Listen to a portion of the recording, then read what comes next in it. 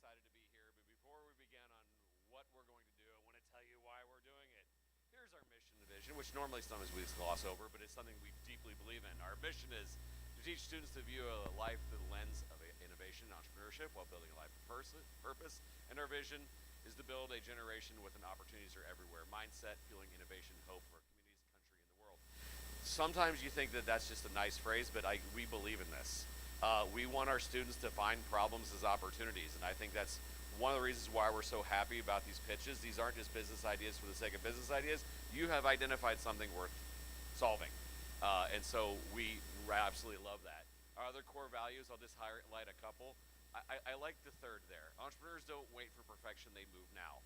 I also want to say that part of this competition, if you win today or if you don't, I don't care. It's not quite there yet, and that's the whole point.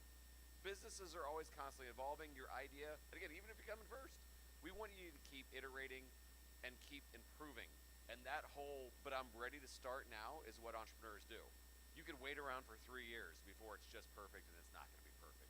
And then also, just as a dad, second to last one, in a world of social media addiction and negativity, every person can create real value by being a producer instead of just a scroller.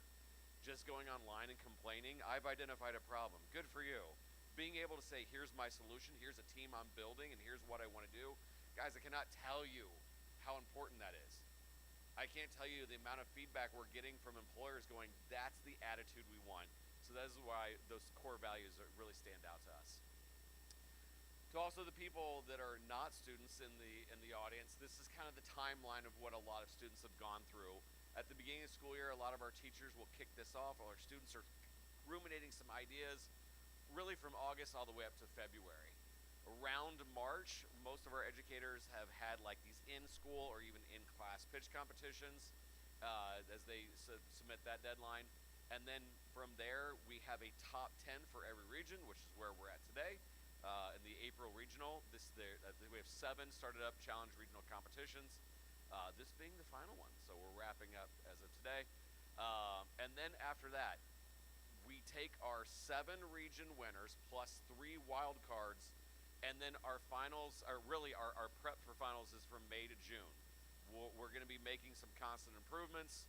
There's going to be some workshops, and then on June 12th is the big day. And I invite anybody, if you want to be wowed, come spend the day with us there in Indianapolis. The STARTedUP Summit takes place, gathering around 300 students, government officials, entrepreneurs. We actually have a really big name speaker. Can't announce yet who it is, but man, we got somebody awesome. And then after that, the inaugural innovation tour across Indiana begins.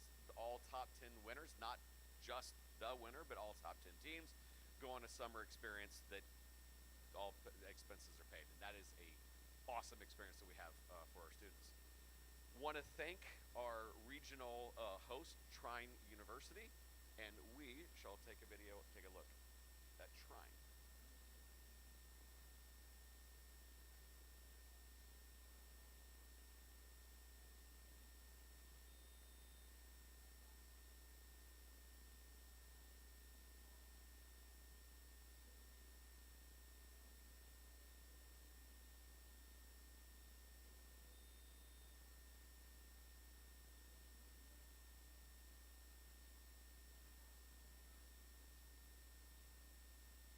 Representing Trine University, may I please welcome Mr. Ben Darnell.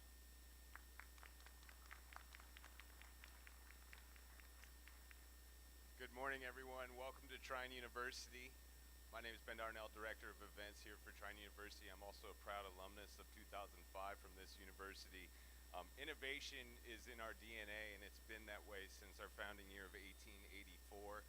As you guys sit in the Fabiani Theater in the University Center, where we're standing 20 years ago when I graduated used to be a lawn. It was just grass, and this thing has propped up. A lot of what you see is completely different from when I went to school here because this university is constantly evolving and constantly growing.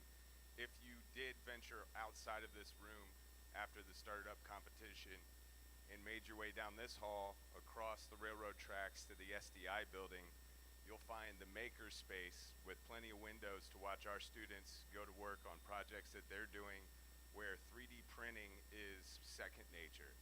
Down the hall from there is our true Hall of Fame, where so many patents are on the wall from our students of the past, and we're still putting up space and we're running out of space for those patents. If you made your way across from the SDI building to Best Hall, as you saw in that video, we have one of the most premier esports arenas that any college has to offer. You can also see national championship trophies from our esports teams, and I'm willing to bet there's 5 or 6 kids in there playing video games or even designing the next video game. And if you just walk outside and look over to your left, we built a brand new dome on Monday. It just got put up, so we have so much to show off here, and we're happy that StartedUP has chosen our university to show that off today. Very excited to hear all these pitches. I've seen a lot of them online. They all look really great. Big thanks to StartedUP for choosing us. Big thanks for the judges for donating your time and your expertise today. And just thanks for all the support that you guys have given all these students, and you students for all your ideas that you're going to be presenting today. Thank you so much. Speaking of judges, I will have you guys introduce yourselves. We'll go from my right to your left. You guys want to introduce yourselves?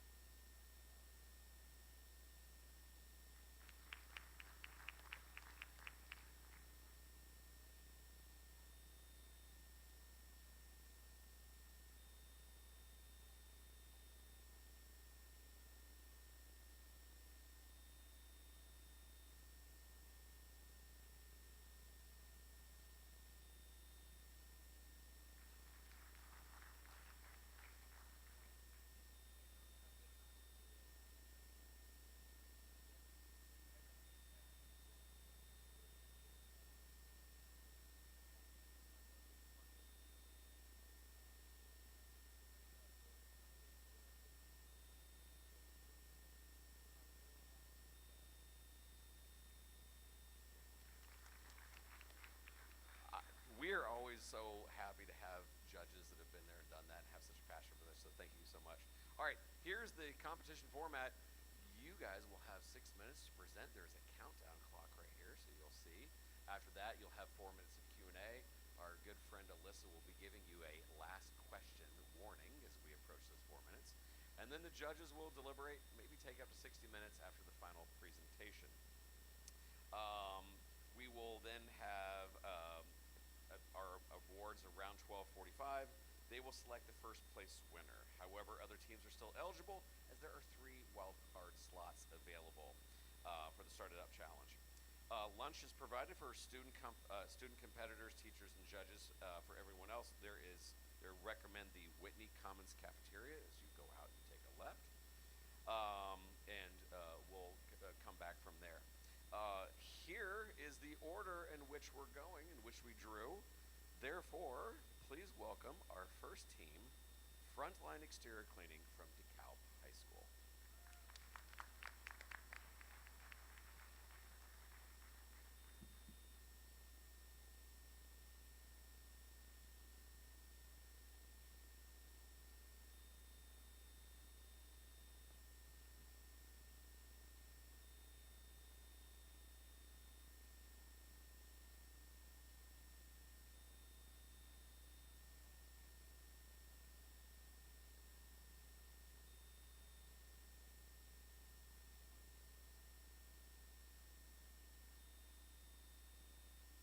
All right.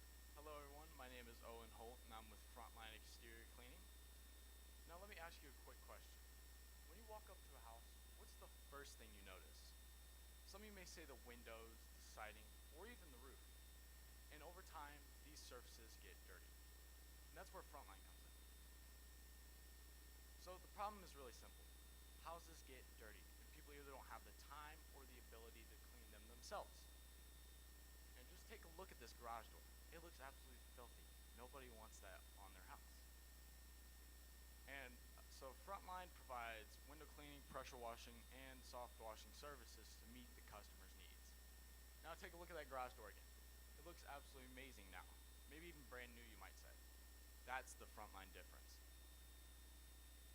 So for marketing, I have Instagram, Facebook, a website, and I'm even on the Nextdoor app.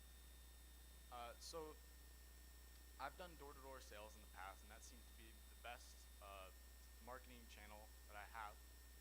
And I ended up hiring 2 door-to-door salespeople to go out for me, so I can do the work, and that makes the company more efficient overall. So here's just the homepage of our website. You can book your cleaning online, and you can check out our job gallery, where you can find how we make a difference in the community. And you also have the Facebook and Instagram links in the top right corner. So our business model for concrete cleaning, we do pressure washing. For siding and roof washes, we do soft washing. And for window cleaning, we do the traditional squeegee method, or we use our deionized water to create a streak-free clean. So far, we made about, for the profit, we're about 65%. And that's about industry standard for pressure washing and window cleaning. So for sales in 2025, I made about $14,000. And I'm looking to double that this year with my new sales team. And I've already about $5,000 into that goal. Here's our revenue streams. Of course, you have window cleaning, pressure washing, and soft washing, but I need a steady income for the winter. So I tried out holiday lighting. That didn't work out too well in this area. So I ended up doing snow removal, because who doesn't need snow removal? So for the competition, everybody does free estimates. Everybody does pressure washing, soft washing, and window cleaning. But what we do to set ourselves apart from the competition, we give back to the veterans of the community. And I'll get on that later. So here are some of our testimonials. You have the Google business and our Facebook page. And we have 5-star reviews on all of those. And now we are at about 15 5-star reviews. And most of the customers mention professionalism and perfection on the job. So for a unique value proposition, I donate about 5% of revenue to the Veteran Endowment Fund of DeKalb County at the Community Foundation. And my grandpa was a Vietnam veteran, and I feel like I need to give back to the community, veterans, and frontline workers, hence the name Frontline Exterior Cleaning. I've donated about $700 so far. So I'm the CEO and founder. I've always had an entrepreneurial spirit, and I've finally landed on an idea that I've stuck with for about 3 years now. These are my sales representatives in the top right corner, and then you have my mentors that have helped me grow this business along the way. So some of my achievements: I have an LLC, I have liability insurance, I have over 50 clients, and I built this pressure washing skid you can see on the right. You have the soft wash system, the pressure wash system, the tanks, and even the hose reels. I built this all from scratch. I also placed in many different business competitions, and I got the Fortitude Fund grant. I'm also a recipient of the DeKalb Chamber Foundation microloan, which I paid back within 90 days. So for the future goals, I'd like to get a gas station contract, which I'm currently in the works of doing right now. And to do these goals, I need to buy a hot pressure washer and a water reclamation system, which makes the job more efficient and it's done right with different water laws. And I would like to have over 10 reoccurring clients, commercial clients specifically, and I would like to add 2 laborers along with a second truck for that. In 2027, I project to have around $100,000 in sales.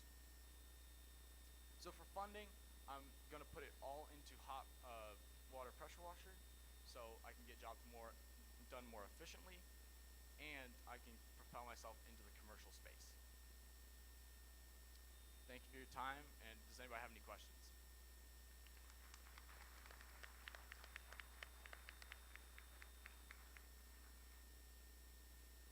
question.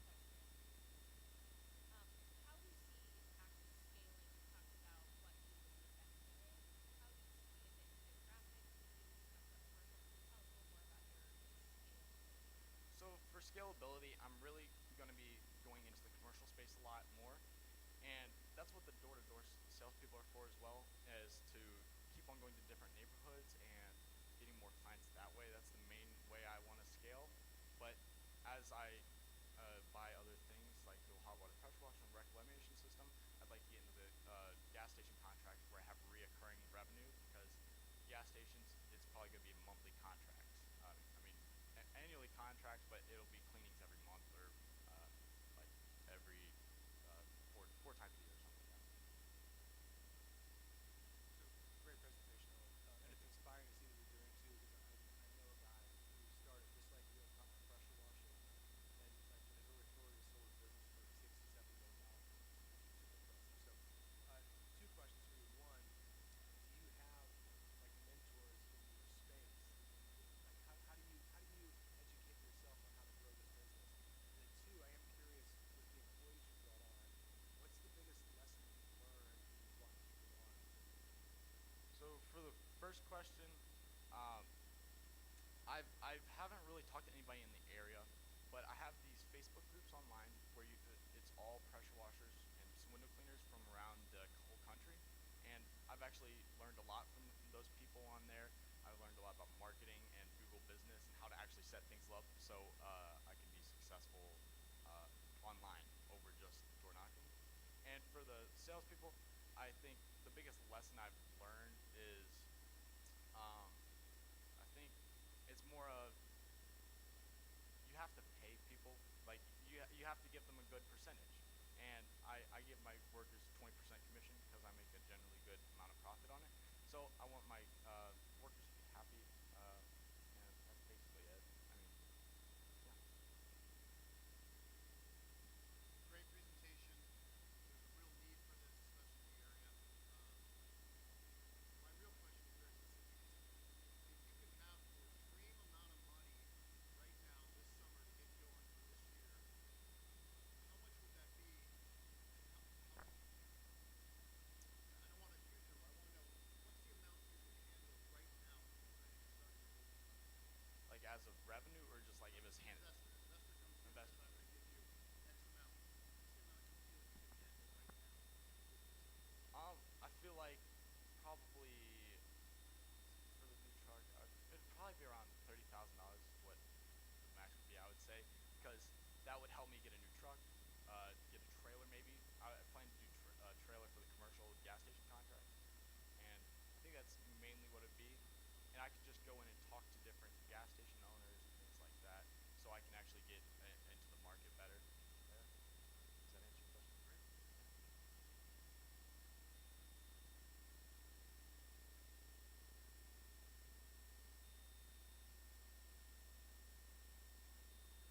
Thank you. Microphone, please. That's great. Thank you. All right. It's always hard to go first, but great job kicking things off. Well, hi everyone.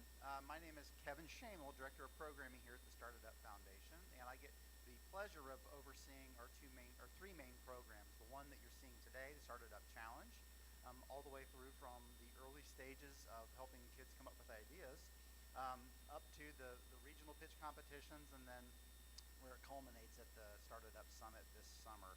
I also get the pleasure of overseeing the Alumni Association, which you're going to hear about a little bit later on in the programming. But today I want to talk about, we couldn't do anything with current competitors, current students, or even past students if it wasn't for our teachers. So I wanted to talk a little bit today about our teacher professional development program. It truly is like no other. So to do that, I kind of want you to challenge yourself. I want you to think, do you know a teacher that just gets it? You know, the one that goes above and beyond every single day, who brings energy and creativity into the classroom? The one you know is changing lives? Spoiler alert, there's a lot of them in this room right now. Yeah, that teacher. Well, if someone came to mind, that's exactly who we are looking for. Because the STARTedUP Innovation Accelerator is built for educators just like them. It's a powerful hands-on experience that equips teachers to lead, innovate, and bring entrepreneurship to life for their students. And when they're selected, they don't just participate, they truly level up. They gain real leadership opportunities, a nationwide network of mentors and other incredible educators, a proven, ready-to-use entrepreneurship and innovation curriculum, travel and experiences that expand their perspective, and new ways to open doors for their students. And here's the best part. This doesn't just impact one classroom. It does impact entire schools and entire communities. And right now we're accepting applications for our 2026 cohort. So here's what I need you to do. Think of that teacher, shoot them a text or an email, or elbow them if you're sitting next to them. They can go to our website, STARTedUpFoundation.org. Under the Educators tab, there's information about our Innovation Accelerator program. Encourage them to apply, because when you do invest in one teacher, you do truly invest and impact hundreds of students. And just to satisfy my own curiosity and show them off a little bit, if there's any teachers that are current or former members of our Innovation Accelerator, or previously known as the Fellowship, would you mind standing? Teachers, there we go. There we are. Big round of applause. Yeah, we could not do what we do without them and the visionary leaders that they have. So, with that said, I would like to introduce our next team to the stage from Amp Lab. Please welcome Game Foul Tagging.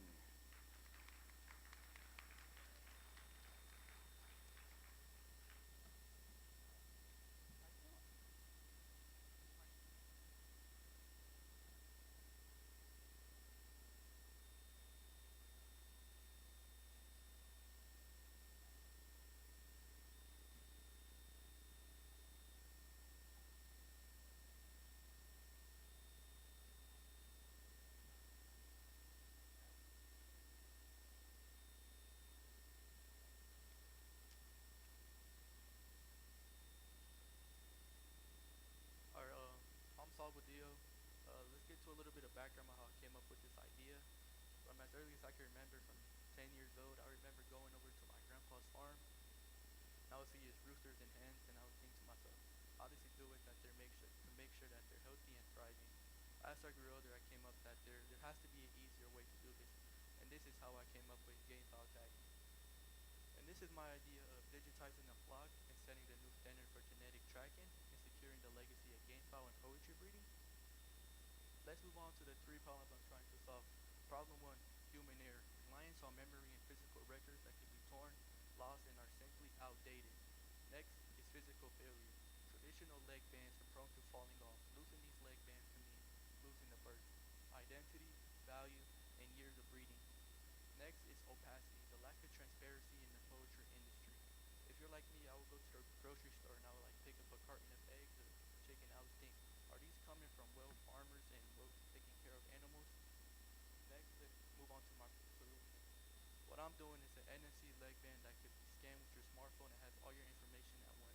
I will go more in depth of how this works in another slide. Let's move on to some competitors. On the left is me. In the middle, we have the competitors, Lockstar and Easy Poetry. We all have the health, hatch rate, and lineage tracking, but where they lack and I thrive is through my automatic bird identification system, being able to transfer ownership if you were to sell or trade, and also the ecosystem of farms that my application is going to have. Next, it's also being able to reduce entry errors. This is what a year will look like for my company. In the first 2 months, in the first month, I will be negative $320. But as you can see, as the months go forward, I will already be making a profit. How I will be making a profit would be through the sales of my leg bands, also through my monthly subscription from my application. Next, we got some progress right here. This is what the current progress I have. On the left, we have a very early prototype of what my product will look like. And in the middle, we have what my application will look like. On the left, we have the home screen menu, so you're able to see your total animals, any fancy stats, any chicks you might have in incubation. You also have the ability to scan the leg band or add a new one. You also have the ability to check your feed and medication inventory. In the middle, we have what it would look like if you were to individually scroll through all your animals. And on the right, we have what it would look like if you were to scan or click on an individual animal. You'll have a picture, ID number, bloodline, any notes added, etc. Next, this is, next is how it works is 3 simple steps. Step 1, grab your rooster or hen, your smartphone, and scan. It will instantly take you to step 2, instant retrieval of your animal's profile. So all this information all at the touch of your hand. Next, we have is step 3. Anything changed will be automatically uploaded to your animal's profile and kept safely online. Here is why we win. We are not just selling a leg band. We are providing an ecosystem of farmers and breeders using our application and providing them the ability to better manage their farms. Next, as breeders and farmers trade animals, the digital lineage doesn't travel with children. It continues with them, locking them into the database. Next, with my product, I will hope to solve genetic selection. So I would like to optimize weak genetic selection, optimize offspring quality and egg production to be way better than and and sorry about that. And yeah, I'm just move on my bad. Next, we have investability. This is what it would look like. So um, a study done at the University of Georgia shows that putting an RFID leg band on it and allowed them to track its movements with 85% accuracy, proving my product works, just like in the use on farm. Thank you for joining me and help me create the. Never mind.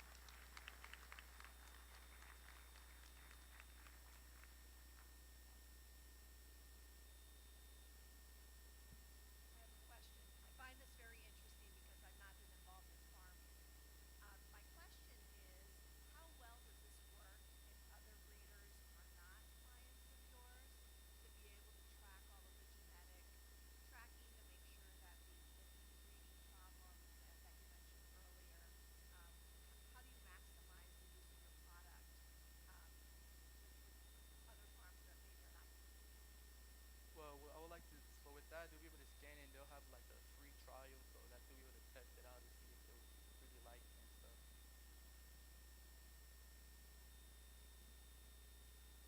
Great presentation. So it mentioned in your executive summary that you were in the military. Yes, sir. Thank you in advance for that. One. Two is, how do you feel like that experience in the military will shape you as a founder when you come out with these founders? I believe it will help me be more confident, so be able to do better presentation, stuff like that, get better structure, more discipline, and overall better speaking. So. I think it's a really unique project, so thank you for being a speaker and great job. Can you talk a little bit more about the costs associated and maybe the differences between current process of tagging and what that cost would be and what the process difference would be? So the current one, it would just be like a basic metal one, just engraved numbers, etc.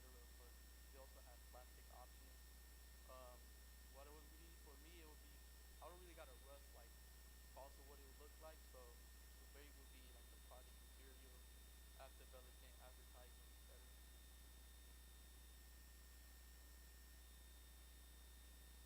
Obviously, don't plan to sell military Yes, sir. Are there, what other animal breeds are you planning on using From what my research is gonna be like cattle, goats, stuff like that, other livestock animals who can turn into have lots of competitors compared to poultry animals. Tell us about how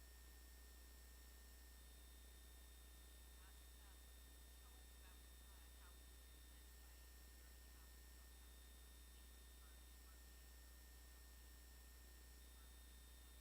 I have done a lot of like emailing, haven't really received anything back, so it's kind of like just online forums and stuff like that.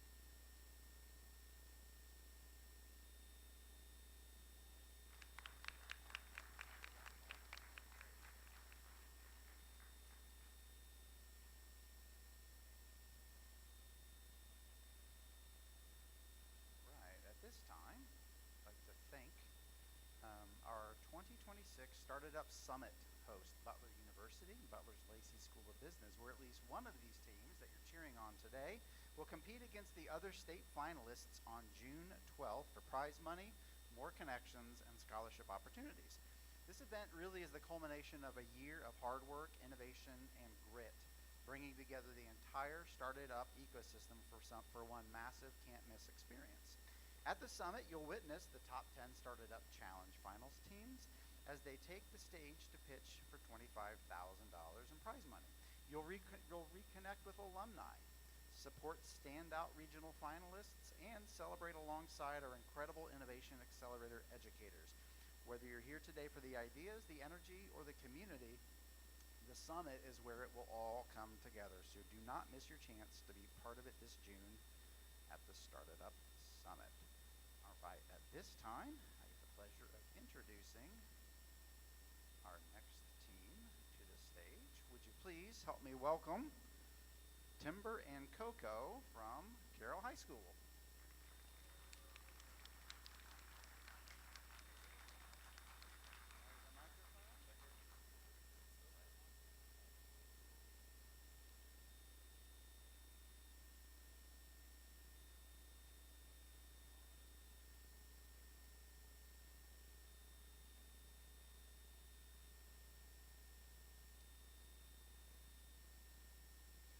Hello everyone, I'm Caleb DeGood. I'm the co-founder of Carroll High School's most successful coffee shop in school history.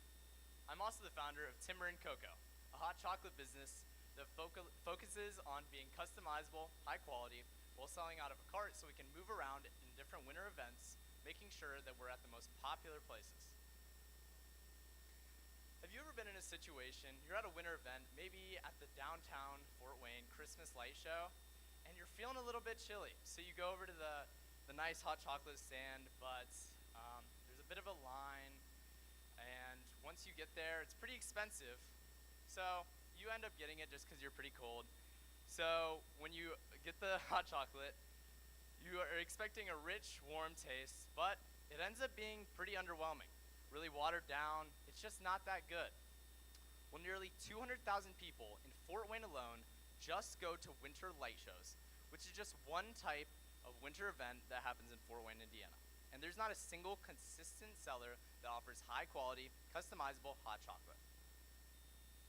Where Timber and Cocoa comes in is we are that seller that offers high quality, customizable, affordable, and fast hot chocolate at different winter events, while using a cart so we can move around to entrances if people are just now getting there, exits if people are leaving, and if it's obviously in the middle of an event, we'll be right in the middle. Let's talk about some of our competitors. Crescendo Coffee and More, Sweets on Main, and Starbucks. Crescendo Coffee and More and Starbucks are two cafe-based locations, so their quality is not going to be as great as Timber and Cocoa's. Whereas Sweets on Main is obviously more of a dessert focus, and they're not going to be as customizable as us. Timber and Cocoa really puts the focus into customizable and high quality while still staying affordable and cheap, or affordable and fast. Let's take a look at our revenue model. Going back to that 200,000 number, which is only a fraction of the people that go to different winter events, because this is just Christmas light shows, we'll be making $15,000 in the first year with only one cart, and that's with relatively conservative numbers of us being at about a fourth of these popular events and about 10% of these people coming to see us. And that, of course, is with our cost of goods sold, our pricing right now, and that is only with selling a bunch of smalls. We obviously will be selling larges, have add-ons, etc. So let's talk about some of the traction I've had. A big piece of traction has just been from friends and family. I've been pretty popular around there, and I made a lot of people take this poll, about 50 people, and the overall consensus was that hot chocolate that they've had has been super mediocre at different Christmas events. I'd like to change that. Another thing that they've said is that a lot of the times there's no dairy-free options or any customizability at all. Another piece of traction that I've gotten is my uncle. He works with wood a lot. He's sold a couple of wood pieces, and he would be willing to help me build this cart, which would obviously save a lot of time, effort, and be very affordable. So, I keep talking about customizability, but what does that even mean in terms of hot chocolate? Well, a lot of people don't know, but you can have many different flavors. You can have peppermint, vanilla, just regular hot chocolate, caramel, etc. And we can do that by using different flavors, by using different creamers, having whipped cream or not, and things like that. We'll also be offering large and small cup sizes for different occasions. And And this is all, once again, designed for the high quality hot chocolate that you know and love. So, what would I do with $1,000? A lot of this money would go directly into building this cart, and then it would go into building that first inventory of cups, hot chocolate mix, things like that, the cocoa that I'll need to make it, and different flavors, creamers, etc. And then the rest of the money would just go into other equipment that I'll need, like dispensers, things like that. Thank you. I hope with your help we can turn cold crowds into timber and cocoa customers.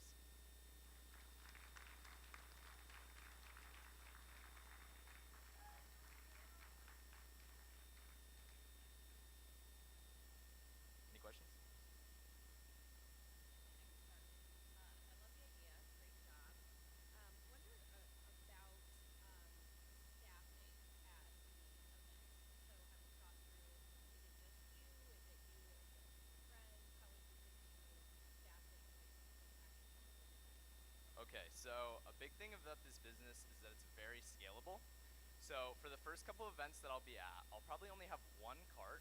So it'll be just me, and if I need, obviously, just a friend. But once we keep going and get on to those further events, maybe next seasons, things like that, I'd love to be implementing more carts so we can be at multiple events at one night or have multiple carts at one event. So then I'll be paying employees, obviously, because I'll be making much more revenue. Great presentation. Superb presentation skills. Great slides too. So the food service industry, I've never been in it before, but I can only imagine there's lots of regulations and different things that are just difficult to navigate. So beyond that, tell me about you and how you handle situations where where you feel like the rules slow you down or it just annoys you. Yeah, that happens a lot, obviously. I think we all know that rules sometimes can be a bit annoying. But a big part about myself is that I kind of have that engineering mindset. I really try and just break past the problems. If there are rules, I just try and be the best that I can with those limitations, and just kind of try and, I guess, avoid them as much as possible is what I would do. But Awesome work. That's I'll just quickly ask any plans. So you've got coffee and cocoa. Seasonality-wise, obviously, just because of the cold weather, would you have any thoughts on making it something that could be more year-round? Okay, yes. So for the meantime, right now, I'm really just looking at like that hot cocoa winter kind of thing. But obviously, on social media especially, really popular is like dirty sodas, things like that. So sodas are obviously going to be a big thing in the summer, and then kind of maybe that spring and fall will just be a little bit more chill. What makes your product tastier and faster? Okay, the efficiency part of it is that we are solely focused on hot cocoa, obviously. Companies like Starbucks, Crescendo Coffee, and more, obviously these cafe-based, are all focused on their hot teas, hot coffees, things like that. But we're focused just on hot cocoa, so we can boost our quality as much as possible while still staying having good profit margins and things like that. Well, I think what you're doing is great. Very specific for food and bean, especially I'd like to see.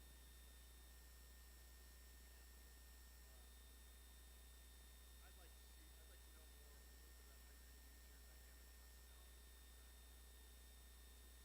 attract people to really understand where you're going, where it's at. So it's not accidental. Oh, we'll go put some hot chocolate in here. What are you going to do to create the buzz behind it? Yeah. So as you all know, downtown at the Christmas show, this is just kind of a first thought. A lot of that is just visuals, but maybe I'd like to get into just like having like a big microphone, things like that, and just being able to express myself and like talk to people. While also the big part of that about that cart is that I'll be able to move around during those things. So obviously it's kind of a little bit spread out sometimes, but I'll be able to move around to wherever it's most popular, speaking to a bunch of people and things like that.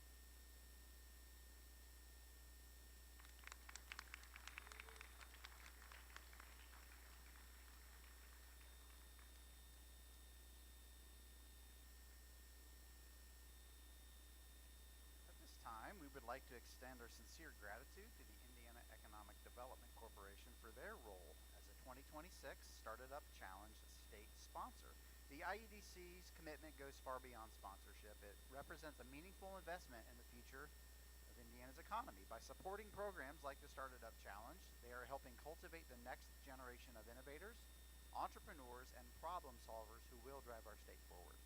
Their belief in students today is a direct investment in tomorrow's workforce, businesses, and communities. Because of partners like the IEDC, we are not just preparing students for jobs, we're empowering them to create them. So please join me in thanking the Indiana Economic Development Corporation for their continued leadership, vision, and dedication to building a stronger economic future for America, or Indiana. We'll start with Indiana, then do America. All right. This time, I'd like to introduce team number 4 to the stage from AMP Lab. Please welcome Bomber Bolt.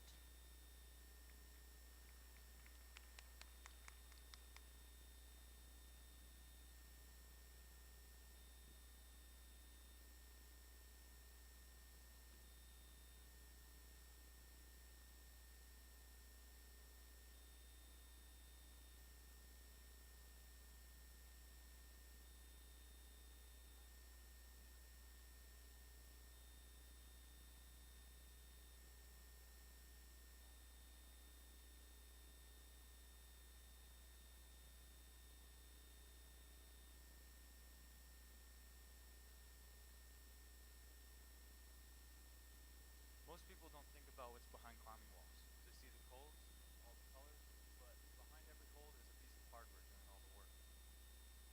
Hi, my name is Liam Gibson. I've been a climber for 4 years. For the past year, I've worked as a route setter at Summit City Climbing.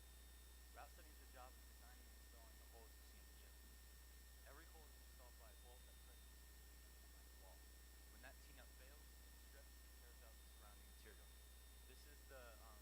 This causes route setters extra time and repairs and can compromise our ability to set safe routes.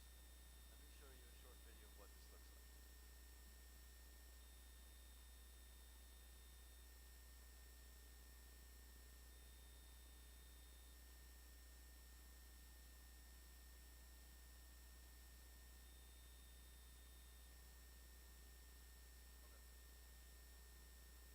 Um, in that video, I showed um, hole being replaced in seconds. It usually takes 10 to 45 minutes for a hole to be replaced, and these things fail all the time.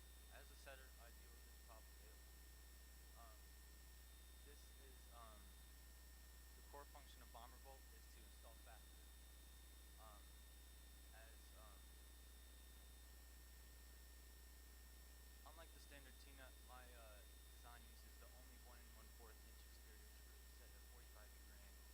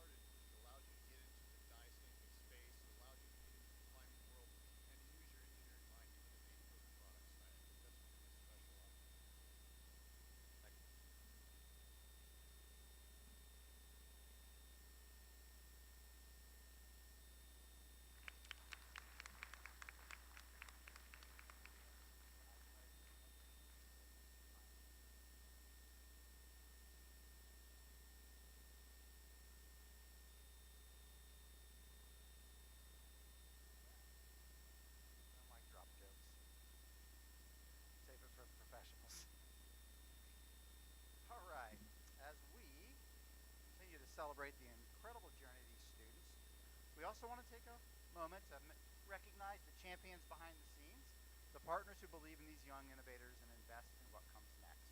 Today, we're proud to recognize our 2026 scholarship and incentive partners. These organizations are doing more than just showing support. They're creating real opportunities, from scholarships to mentorships to resources and next step pathways. They're helping turn ideas into futures. Let's give a warm thank you to Purdue University Northwest and Butler University. These partners aren't just investing in projects, they're investing in people. They're opening doors, expanding possibilities, and sending a powerful message to every student in this room. We see your potential, and we're here to help you take the next step. To our partners, thank you for being such an essential part of this journey. Because of you, the Started Up Challenge isn't just a competition, it truly is a launch pad. Let's give them another big round of applause. And I would like to introduce from DeKalb High School, team number 5, please welcome Do You Know Disabilities?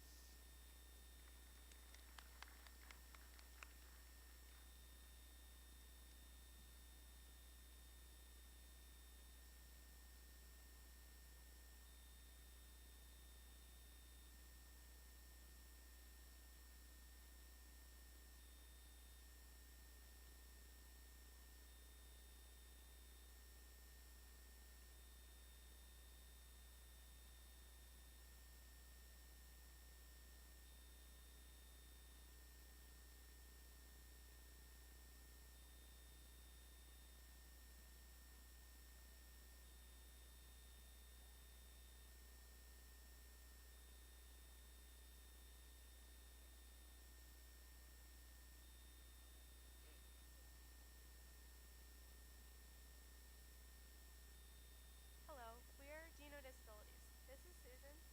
And this is Austin. Over the years, we have witnessed firsthand the bullying and discrimination that people with disabilities often face.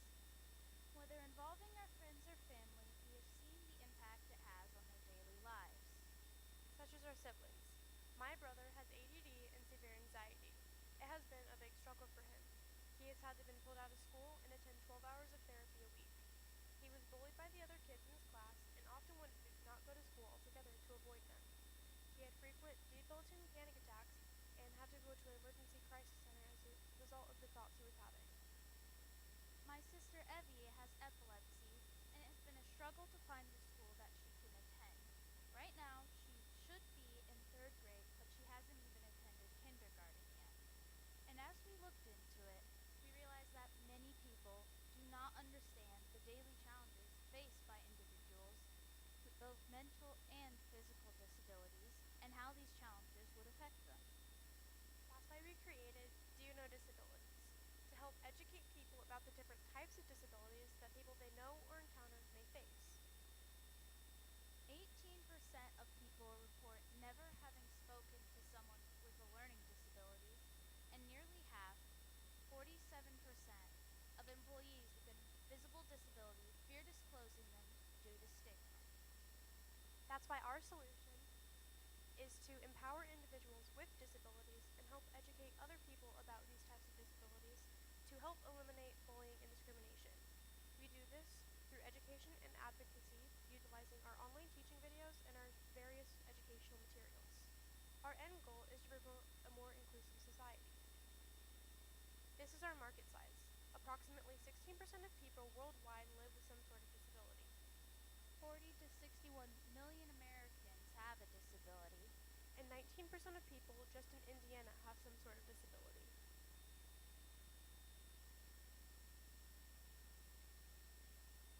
Here are some of our competitions. The ARC doesn't focus on all types of disabilities and doesn't have a fully local team. Same with NAVI.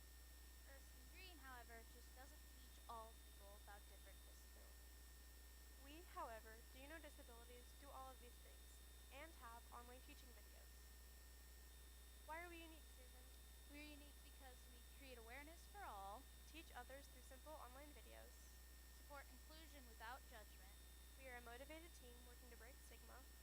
and we focus on all types of disabilities. This is our business model. First, we communicate in person and online, such as through such our through our Instagram and YouTube. Second, we sell merchandise to consumers. Third, we use the money we made to make more of our materials and help fund our videos. And then fourth, we have them follow our socials to stay updated.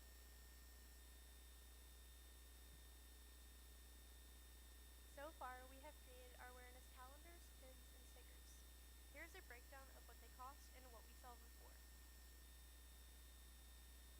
So far, we have our videos created, some just need edited. We have our calendars printed. We have our pins made and our stickers made. To date, we have $200 in sales. Some of our future goals are to get more follows on our socials Get sponsorships for our teaching videos. and expand our reach beyond Indiana. With an investment, we would use it to upgrade our button maker to a better machine that creates buttons and magnets. This machine costs $335. We would also get this machine that prints and cuts stickers. This machine costs $255. With these materials, we would be able to expand our merchandise while being more efficient and cost effective in production. Thank you for your time. Do you have any questions?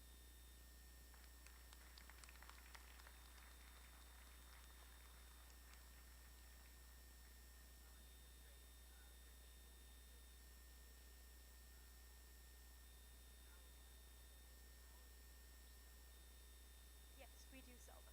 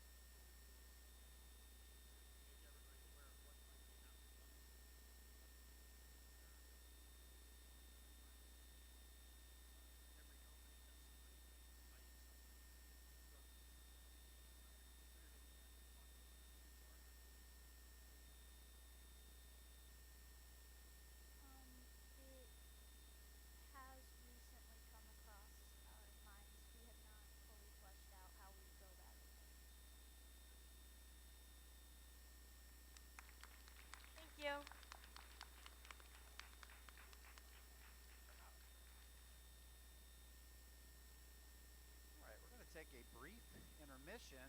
During the intermission, though, we do invite you to visit the Emerging Innovators Showcase, which will be out in the main hallway here. These incredible students may not be competing in today's competition, but they've demonstrated exceptional promise and passion and an eagerness to continue their journey. Each one has identified a real-world problem, turned it into an opportunity. They're eager to connect, gather feedback, and continue refining their ideas. So you'll also have another opportunity to meet with them during the second half of pitches today, as well as during the lunch break. So let's go ahead and break till 10:30. That gives us a little over 15 minutes. Top off your coffee and meet some incredible students, talk to each other, and we'll see you here in about 15 minutes.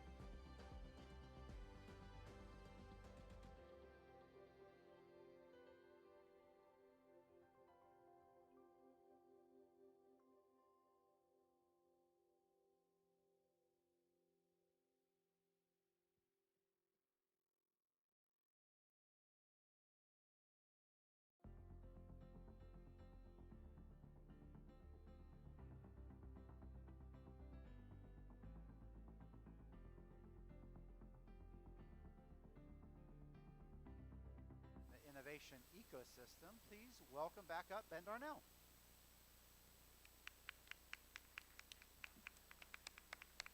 Thank you once again to StartedUP for choosing us as region number 5, region Northeast Indiana. Even though I'm an alumnus of this great university, I am not an engineer major nor a business major. I do have a business minor, but I was a jock at this school and came here because of a football scholarship more than anything. Thank you, sir.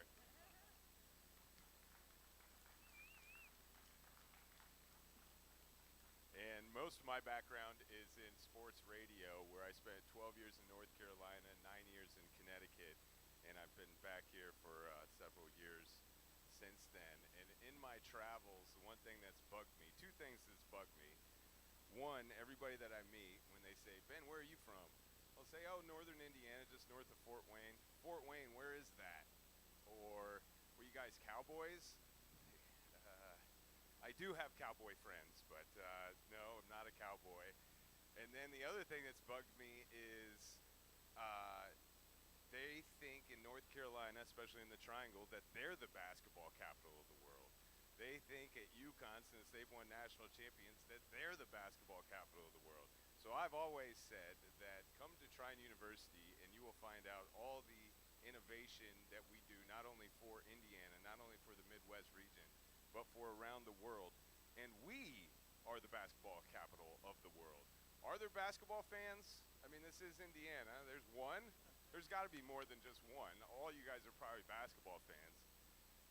In my sports radio world, I've considered myself as a sports historian, and one of my favorite stories to tell about sports history revolving around basketball and revolving around Indiana is the birth of the NBA.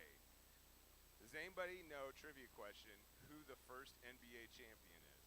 First team to win the NBA championship.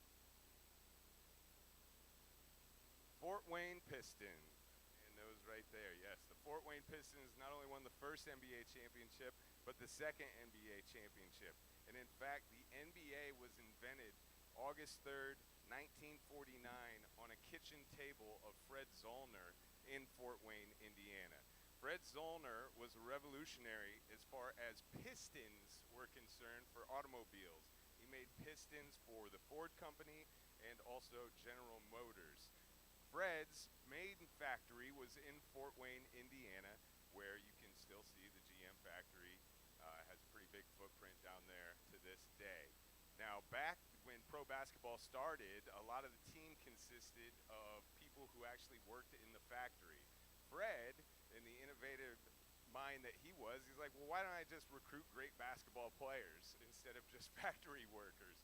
So he put together a better team than most people. And in that time, and right after World War II, professional basketball was dying. And Fred saw an opportunity to gather his friends from Indianapolis, Cleveland, Syracuse, Indiana, all these different basketball organizations to come together in his kitchen in 1949 and sign the first documentation of what we now know as the NBA. Now, you may know that the Fort Wayne Pistons are now the Detroit Pistons, who hung on last night to save their season against the Orlando Magic. Fred eventually moved his team to Detroit because it was a bigger market and knew he could make more money and actually grow the league of the NBA. Now, little side note, Fred also was the first owner to fly his team from city to city, which probably saved their legs, and he saw an opportunity to have a fresher team on the court, and that could be why they won those first two NBA championships.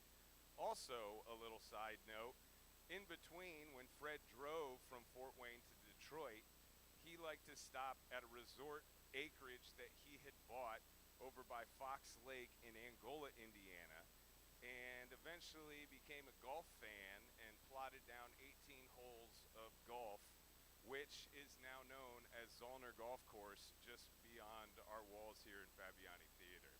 That golf course was donated in 1971 to this university. So you are sitting right in the crossroads of where the NBA started. I know high school basketball is king here. Bob Knight, Gene Katie, don't want to leave Purdue people out as well. And we have so much history, and Butler University as well with their two national championship runner-ups. We have so much history in the world of basketball, but don't forget our history with the NBA because it all started in Fort Wayne. Now, golf fans, my man Jason Bloom, who couldn't be here today because he's using the old baby excuse. He is our man when it comes to innovation here at Trine University. He runs Innovation One, and he gave me a list of Trine alumni who have not only changed industry in so many different ways in the Midwest, but also around the world. Speaking of golf, in 1942, chemical engineer alum from Tri-State University invented the dimpled golf ball. That was invented right here where we are sitting. Ralph Kettner, if anyone's been down south, our Kettner School of Business, which is just beyond us here about a block away, Ralph Kettner is the founder of Food Town, which was a grocery store that started down in the southeast where I resided for 12 years and is now known as Food Lion, which has over 500 locations in all those states down in the southeast. Ralph Kettner, graduate of accounting in 1939 from Tri-State College, which eventually became Trine University. Also, Emeril Sivicek, 1941 mechanical engineer, he invented the automatic toaster right beyond our walls here at Trine University. Robert Dietz, electric engineer, 1952, he was the turn it off, turn it on guy. Has anybody ever been told, how do I fix this? What do I do? Have you ever tried to turn it off and turn it on? Resettable circuit breakers were invented right here at Trine by Robert Dietz in 1952, the original turn it off, turn it on guy. Ray Ellis, 1955, mechanical engineer. This is a guy I'm indebted to because he invented the car radio. That was invented right here in Angola, Indiana. 1966, speaking of cars, because we're kind of surrounded in the Rust Belt with cars, there's a lot of inventions that come from our area. Car air conditioning by Alan Allred, mechanical engineer of Trine, 1966. And last but not least, if anybody packed their lunch today, they may have used an invention from Larry Zeke, chemical engineer of 1974. Ziploc bags were invented from a Trine University grad. So be proud of where you came from. We are more than just cowboys. We are more than just farmers, even though we know a little thing or two about that stuff. And we are more than just basketball players here in the great Hoosier state. We are not only inventing things that all across the Midwest people are using, but we are also innovators for things that are being used all throughout the globe. These pitches have been great. Can't wait to hear the rest. Thank you so much for you guys to come through today to just visit our university and share your ideas. And we're looking for more spaces from you for our wall in the SDI building for some brand new patents, some brand new inventions that are not only going to make us proud as Hoosiers, but also change the world as well. Thank you so much. I have a lot of dinner trivia. That's awesome. Thank you so much for that. Well, let's go ahead and get things going here. I'd like to introduce to the stage team number 6 from Amp Lab. Please welcome BJ's Windows and More.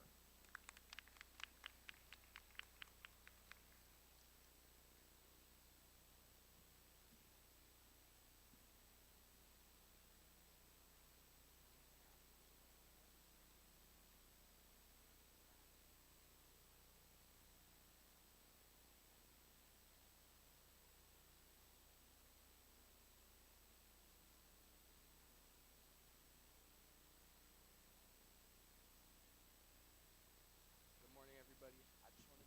Before we start, I just wanted to say, I want you guys to remember 1%, 245%. I'm Bryson. I'm Jordan. And we're BJ's Windows and More. We've been bringing light back into your home ever since 2024. So our problem is dirty windows. Dirty windows. Homeowners don't have the time or tools necessary to clean their windows year round and keep them clean. windows. They impact natural light coming into the home, um, overall appearance, and they can cause permanent damage over time. Replacing your windows can be anywhere from $5,000 to $15,000. The solution we have to that is we keep the windows streak free, so we clean them with mop and squeegee every single time. We remove the grime and the dirt from the tracks, the seals, everything about the window. And then also, it saves the customers time and effort because who wants to clean their windows? Also, it extends the life of the windows up to 10 years if you get them cleaned yearly. Our UVP, what makes us different first is our frames and sills. Most of the competitors, they just get the glass of the window. We get into the frames and the sills. We hand clean, mop and squeegee with every single window. We get down into the frames and the sills. Another thing that we do is we have fast response time. We try to be bang bang. Like we try to, if you come out, text us that you want your windows cleaned, we try to come out within the next 24 to 48 hours. And I'm about to read a testimonial from Dan Nagel, one of our most loyal customers that we had from the start. BJ's Windows does an outstanding job every time. They are extremely fast, thorough, and professional from start to finish. Their attention to detail really stands out. And they make sure everything is done right the first time. They offer multiple services such as window cleaning, pressure washing, which makes it convenient to keep everything looking great. It's hard to find a company this reliable and efficient. I highly recommend BJ's Windows to anyone looking for a quality service. Dan Nagel. So our last thing that makes us different is our versatility. We offer the window cleaning, pressure washing, holiday lights. We install them and maintain them throughout the entire winter, and we also do snow removal and salt for the whole winter. And that's just so our clients, they can have one company that they can like trust and come to for everything that they need. Here's some of the cost it like is to start one of these like businesses. Like as you can see with window cleaning, it costs around 200 to get a solid mop, squeegee, ladder, bucket, and like the soaps you use. And then with pressure washing, it's around 450, and that's just for like a solid like average 3 gallon a minute pressure washer. And here's some of the revenue you can like see that we made during the year: 39,260 from window cleaning, and then 1,400 from Christmas lights, which we plan to really like during the winter hammer Christmas lights way more. Speaking that, we just rent the lights out to them and hang it up for them. So we plan to extend that number a lot. So here's where that percentage 245 is going to play back in. So in 2024, when we started up to January 2025, we had just 45 clients that we were servicing, and now we have around 200 or 155, and that's where you can see that growth. And in 2026, we want to expand to around 300 clients that we're servicing repeatedly. As you can see, this is some of like the investability that we have. Like during the summer, we want to invest into water-fed pools, so deionized tanks, so we don't really have to get up on ladders anymore, and it'd be easier for when we hire crews, so they don't have to really like do mop and squeegee because that's really hard for like people to learn. With deionized tanks, we can just stay on the ground, use deionized water, and clean the windows high up, and it saves a lot of time. We want to add crews so we can focus more on the door-to-door sales. Like we just love sales. And then we also want to expand to different areas of Indiana, like down to Carmel, Fishers, places like that. So here on the left, you can see some of our work where we get down into the frames and the sills of the window while also cleaning the glass. You can see like before and after with those. And then up there, top right, you can see where they just clean the glass and not get into the frames and the sills. And that red line is just showing where we're going. And that's it. Thank you guys. Any questions? Great presentation. Thank you so much.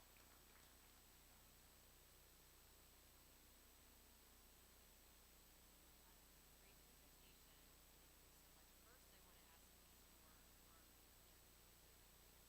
No, it was a baseball accident out in the outfield, just diving catch, shattered the collarbone, but I'll be back soon. Oh gosh, well, hope you heal soon. Thank you. And wonder, so those revenue numbers are actual numbers, not projections? No, those are legitimate numbers. From 2025. Okay. Okay. Or did you have staff? It's just the two of us.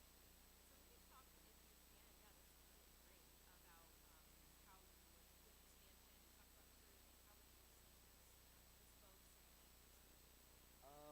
So with like some of our friends, like they have like their own window cleaning business they tried to do, and they just didn't work out for them. They really just can't do the sales part, so we'd probably hire them to clean the windows, speaking they know how to do it somewhat. And then also it would just save us a lot of like time and effort, and we could get more sales.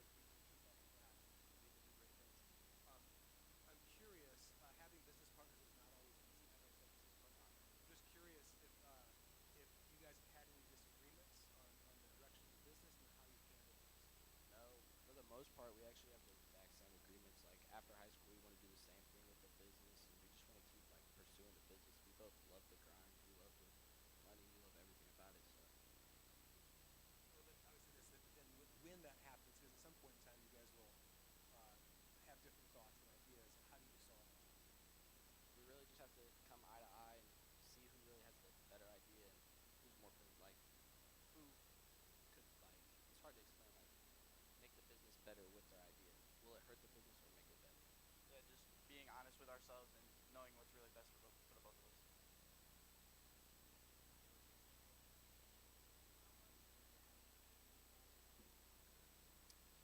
I'd say about 15,000 of it's probably around recurring. Like we do customers usually like quarterly almost, like once a quarter for some of the like customers that are on like the package deal because we package them all together. And then some of them are just solo, like the pressure washing, the Christmas lights, stuff like that. But we'll do the Christmas lights next winter.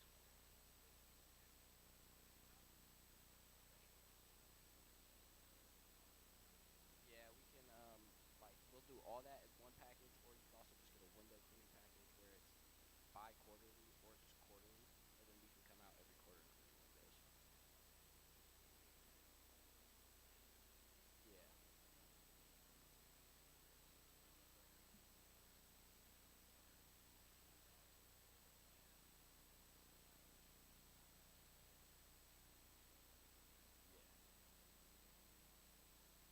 That's what we realized like this winter is like we like kind of got into the Christmas light business way late, and we realized like a lot of people already like hung their lights themselves or they've done other things. So we really decided like this year we want to hammer Christmas lights more because there's just so much profit in it. Are you guys door to door? Yeah, door to door. So you have a particular gap to overcome in the dealership. Is that what you're trying to go back to? Most of us are skeptical at first when we go door to door, but this is the solution for it. So I'm going to speak specifically to what Ken is talking about, how easy it has gotten to work with professionals to do this work. So we're going to talk specifically to you about your company. How are you going to transition from the door-to-door sales pitch to developing that trust with people through your advertising because doing door-to-door is almost going door-to-door for still one person. How do Yeah. you take that and scale it to your customers? So we plan to start running like meta ads and like Instagram ads. So like people who are just like we don't get to their door, they can also see that like our business and it's gonna be like our work, our reviews, all that's gonna be on the ad. And then with the other people like that we're gonna have go door to door with us and work with us, we really just try to like install our best beliefs of the business, like customer like relationships, stuff like that. We try to install that into them so they know how much we care about our customers. Thank you guys.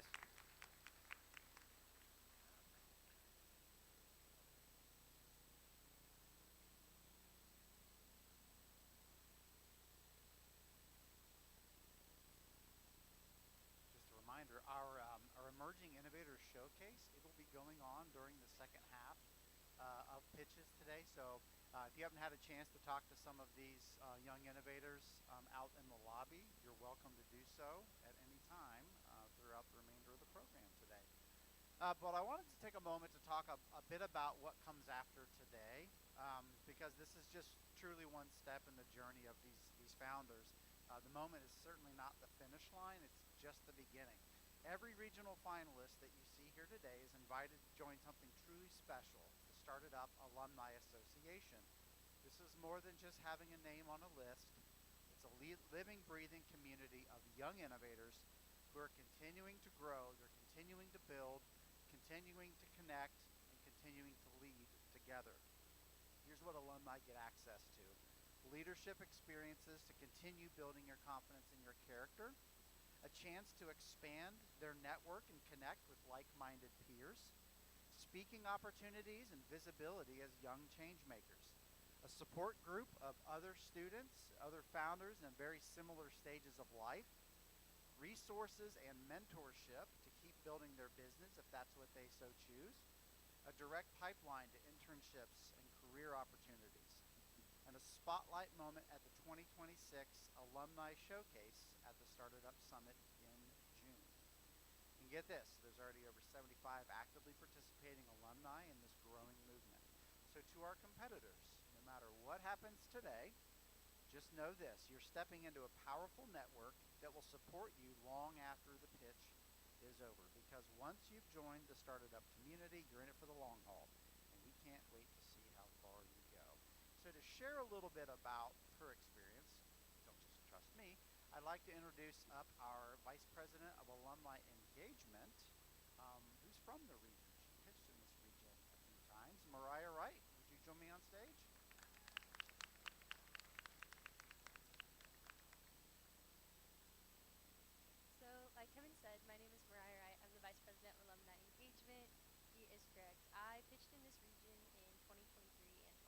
before. Some people don't always make it to this part, so like I say, if you make it this far, it's always a pleasure. A little bit with when I pitched my first business. It didn't work out for me. Not all things always work out. I created a new business, and the STARTedUP Foundation, and specifically the alumni group, has supported me very well in the challenges that I had to overcome with my new business, and I'm so thankful for the opportunities that they give me. A little bit about the Alumni Association. We host bi-monthly meetings tailored to you to help you in your journey along creating your entrepreneurship and your ventures wherever you are in your journey.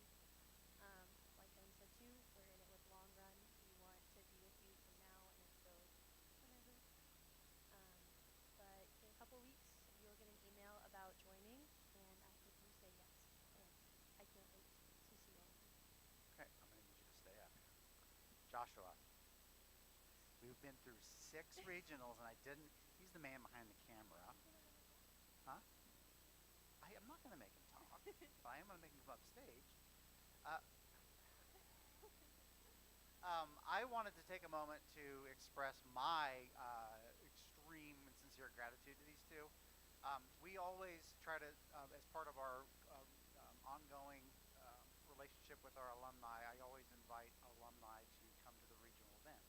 We have Ruby back there who competed last year. Is there any other alumni in the room? Oh, over there. Yep, got Isaiah, alumni. And he's competing, so it's a conflict of interest if he volunteers. But anyway, he said he'd help in the judges' room. I don't know. But these two came to us and said, you know, we don't have much going on for 2.5 weeks. Can we come to all of them? Actually, I didn't see can we. They said, we're coming to all of them. And we thought, oh, that's good. I hope they make it to half of them. They have each logged at minimum 1,500 miles of driving in the last 2.5 weeks to serve us, to connect with this year's competitors, and that speaks more to the community than anything we could have ever built. So, I mean, these are your leaders, and that's the kind of organization I know what I would want to be a part of. So, if we could just have a nice round of applause for the commitment of these two.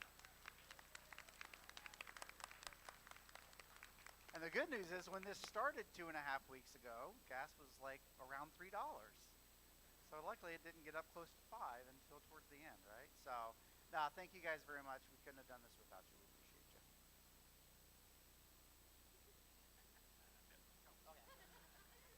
I tried. Thank you guys very much. All right, and back to the show. At this point, I would like to introduce our next team to the stage from Carroll High School. Please welcome Reese Olivia Creative.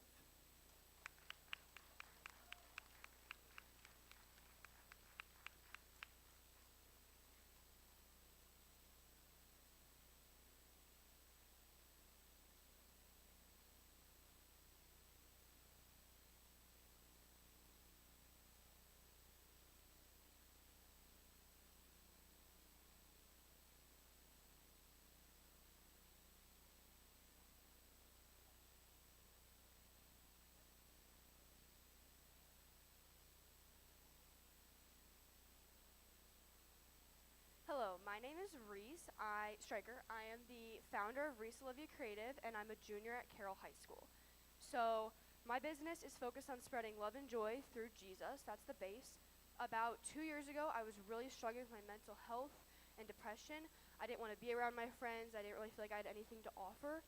And then pretty unexpectedly, God opened up this opportunity for me to start creating for others.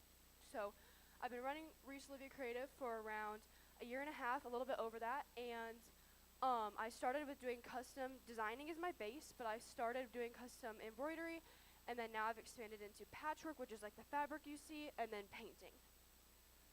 So the problem, most gift or item options right now are very mass-produced, not personal. There's nothing really fancy about it. They're all the same. If you buy something on Amazon, you're going to see it the next day when you just bought it on someone else. And so I really am trying to bring with the solution back that one-on-one designing experience. So with Reese Olivia Creative, you go to my website that I created, and you'll be asked for any inspo pictures that you've seen, and then when you'll need it, and then what item you're looking for. And from there, I will get back to that inquiry form within 48 hours, and I will make a mock-up. And we'll go back and forth. A lot of times we'll send lots of ideas and go back and forth of what our final design is. But then after that, they will send me an item. Most of the time it's sweatshirts, but it just depends. They'll send me the item, and then I will hand make it for them. So everything is handmade as well. So what Reese Olivia Creative does different is that it's not just buying something off a rack. You're getting to work truly one-on-one with an artist. And so since starting this a year and a half ago, I've done a handful of vendor markets, and every time that I went to one, I've sold over 70% of the inventory that I brought. So with Reese Olivia Creative, you send me the item. That's a big cost that I don't have, and then I don't have to house that inventory, and it's something that you already love, so it's a piece that you already have. So a lot of people send it to me off of Amazon, but it's a brand that they like or anything like that. And they can also send me any items that they already have. So an old t-shirt, any baby blankets, and I can sew it into that item. So the cost and revenue. In the last year and a half, a little bit over a year and a half, I've done over $5,350 in revenue. And this is all being made by hand. The costs on my side are very low. So you guys have some examples in front of you. The ISU pennant, which is Illinois State, and then the Georgia pennant, those are my pennant sweatshirts, and a lot of it's for college season. Right now I'm really busy with them because of graduation. But those are $70.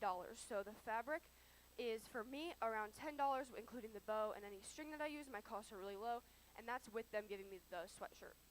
The other item that you see there, the embroidered one, any of my embroidered items range anywhere from $35 to $65. And it just depends on how much there is, but my costs for that one specifically were $5, and the sweatshirt sold for $45. And then my banners, which I do custom painted banners, those are a big thing right now. 4 feet is $50, and then 5 feet is $60. So my traction, these numbers are a little outdated because we did submit these slides 3 weeks ago, and I've had a lot of growth, which has been super fun. Right now I'm sitting at 1,200 followers on Instagram, which was a big achievement for me. I wanted to get past that 1,000. And then my views in the last 3 weeks have tripled. So I have 340,000 views on my page in the last 40 days. I've really put a lot of time into the marketing side of everything, and I really want to make sure that I'm posting every day because a lot of my orders do come from that Instagram. I have made over 200 items by hand that have gone to my customers. I have a lot of repeat customers as well. And then I also get messages like these all the time that it just shows that I'm not just a company trying to get the money or anything. Like, I want to build that relationship with my customer. So my investability, my ask, I would love to start shipping my products throughout the U.S. I have had orders from Oklahoma, Indianapolis, and then I'm currently in the inquiry stage with Texas, an order from Texas and an order from Kentucky. I also would love to just elevate my shipping experience, like the Reese Olivia Creative experience, with custom boxes. So branded boxes that are fit the sweatshirts or whatever item that really just elevate that experience when you order from me. And then I'd also love to it'll make it a little more credible because instead of picking it up on my porch or anything, it would be shipped to you. That would be a full experience. I would use the money for a printer, a label printer, a scale, everything like that, just to elevate the experience. And then I also, as I am a junior, I would love to get some mentorship. Right now I've looked at a few colleges. I'm interested in marketing, business, and then also elementary education.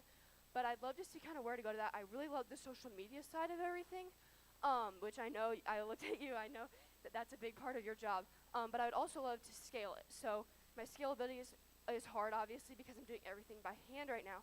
But the part that I love the most is the designing. And so I would love to get into a manufacturer where I can send some of those designs, but I just don't have those connections yet. So thank you so much for your time. I hope you guys can consider investing in this dream, making it a continued reality, all for his glory.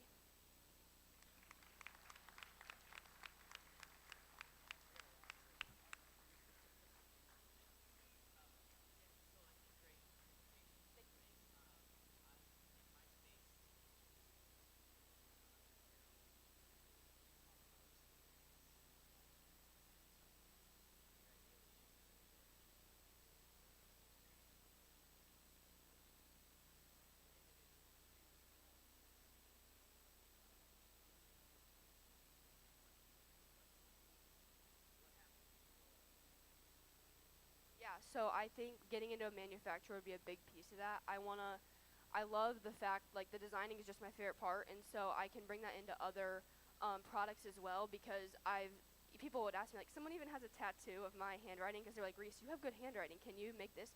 So I've had a lot of experience with, like, people will ask me for the randomest items, and I'm like, yeah, I'll do it. So I've kind of gone into a lot of different product categories, and so I think that's helpful, and it's nice that I can just kind of do, like, whatever.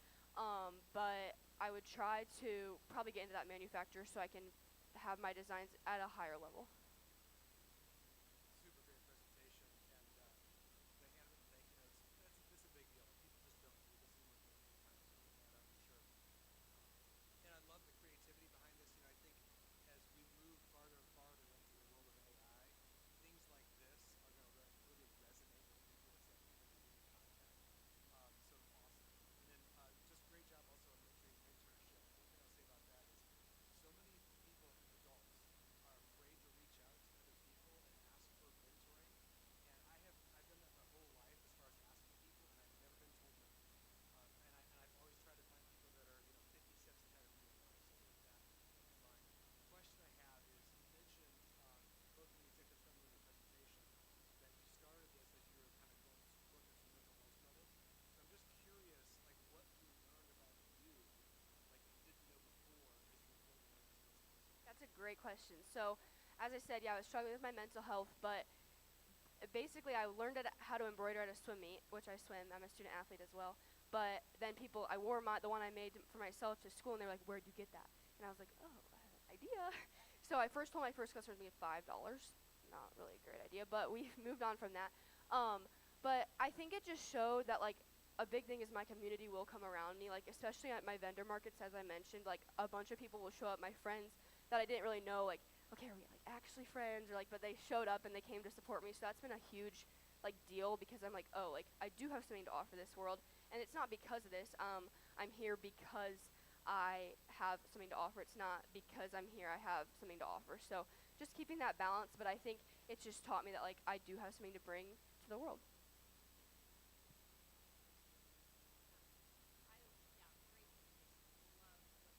Thank you.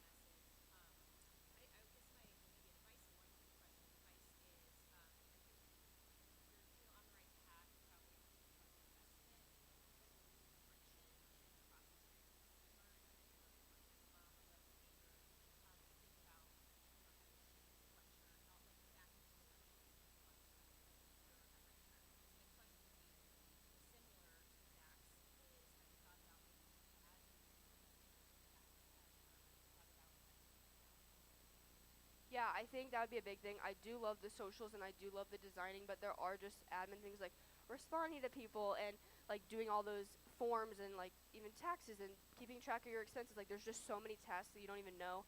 We had a guest speaker and they're like, you do all the things when you own your own business. And so I'd love to have some help, like, wearing different hats. I just think, like, sometimes my sister does help me embroider, but I'd love to have someone that I could bring on in the future to help me, like, just keep everything organized and get some of those admin tasks done for sure. Thank you.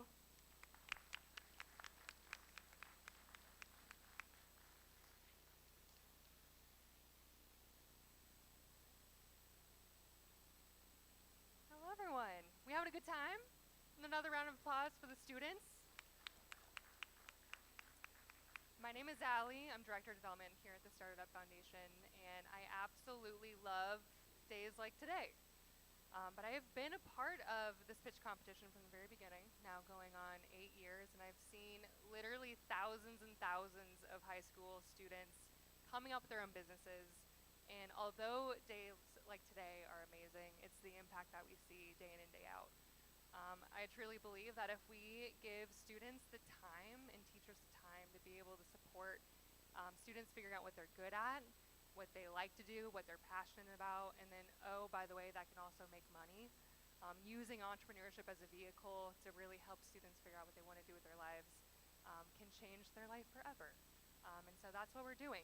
We're building this momentum movement of gathering the right people to help us do that, and really support the educators that are behind the scenes making this possible for all the students that you've seen here today. So with that, this is where I'd play in the arms of the angel and have cute puppies behind me, where I can say, get involved. This is your chance to support local educators, local students, and I'm really big on transparency as well. So we are on a mission this year to raise $400,000 to support these teachers in classrooms across the state. So if you guys know corporations that want to sponsor, individuals that would want to contribute, every little dollar goes a very long way, and that allows us to be able to support these teachers at little to no cost as well. So let us know if that is significant or you guys want to learn more about that. Come find me. Additionally, it's the network, as we just mentioned. You just saw that having mentors for these students will really set them apart. And it also makes the classroom real world. So they're getting to learn from adults in their own career pathways. And so we have a volunteer process where we will connect volunteers to schools and to different teachers based on their own industry expertise. And they get to talk to the classrooms and the students. So you can give an hour of your time, you can give 10 hours of your time. We'll take whatever you have. And then additionally, just refer. We've been able to grow and scale in a big way just from word of mouth, from people spreading the word that we now have open applications for teachers to join our program right now. So if you know an educator, make sure they are aware of this program. And then, yeah, let us know who else should be a part of this movement. QR code there if you want to give today. And again, please talk to us, and just thank you all for being here. And I'm looking at you students. Remember us when you guys make it big, okay? You are my development plan in the future. So you guys are all amazing. Thank you, thank you. And I now have the pleasure of introducing our next team, the Green Mender from DeKalb High School.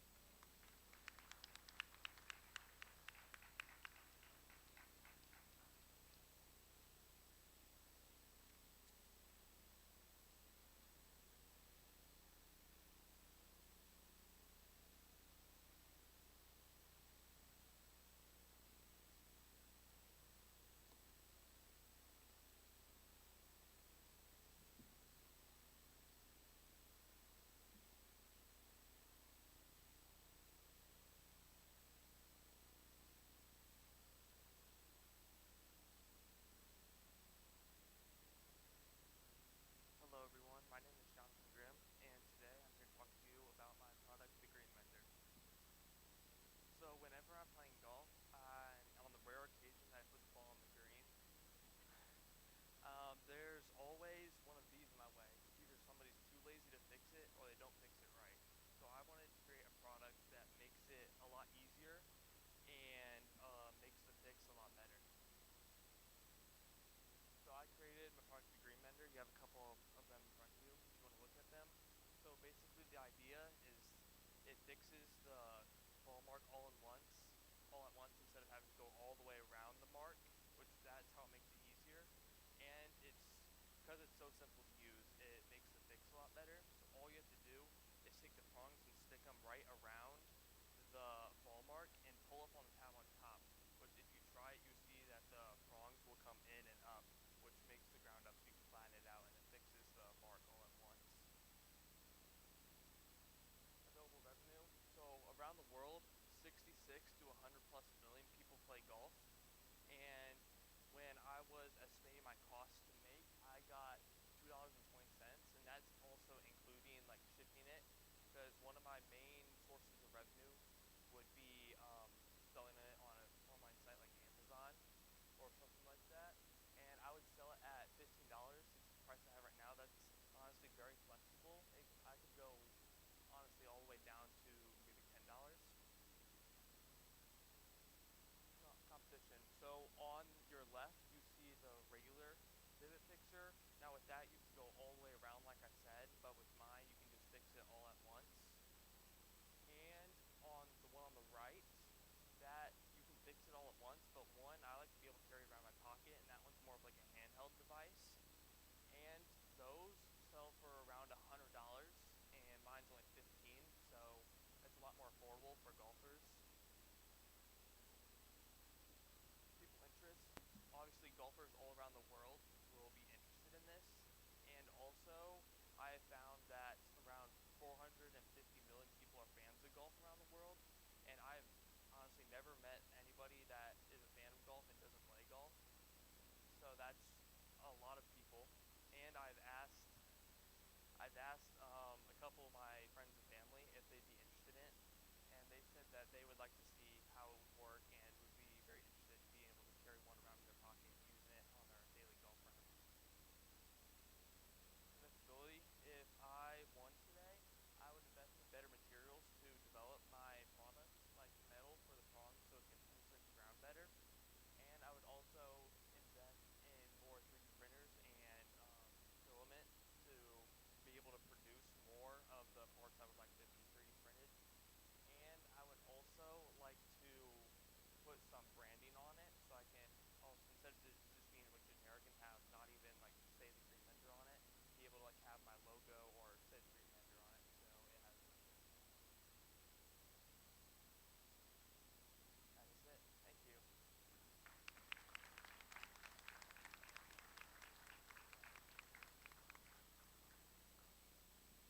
Any questions?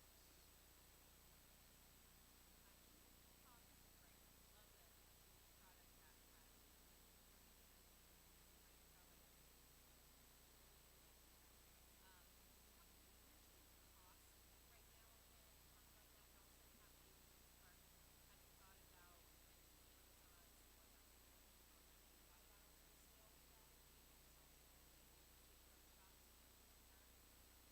For the first question, so the $2.20, when I researched it, it searched up like this is like with the prongs being metal too. It'd be about like 20 cents to make that, and it was around like $1 to $2 for shipping. So I just put it on the high side just to have that. And I definitely thought about just selling it at like a base price to pro shops, and they can sell them like how they want. A great presentation, and I love the creativity that you bring and employ AI. Creativity is one of the differentiators that separates those who succeeded in the world of AI and those who don't. So love that you have that at a young age for sure. I guess I would ask you two questions. One is, where does the desire come from to be an entrepreneur?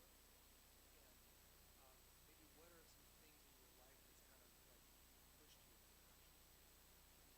So the desire to be an entrepreneur. I'm a really big fan of Shark Tank. So I watch that all the time. So just being able to see like what they do on there, them coming up with all their products is really cool. And the kind of idea from this product actually came from my engineering teacher. I think it was like beginning of January. He said that we were gonna have to make a product for this started up pitch, and it took me a couple days. But then I thought of what if I just make, because I play golf all the time, so I wanted to make something that I would use. So this is just the first thing that came to my mind. And I thought it was kind of really cool.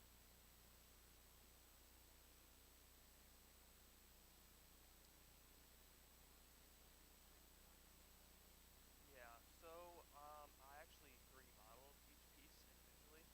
So if you can see, there's one big like round base part.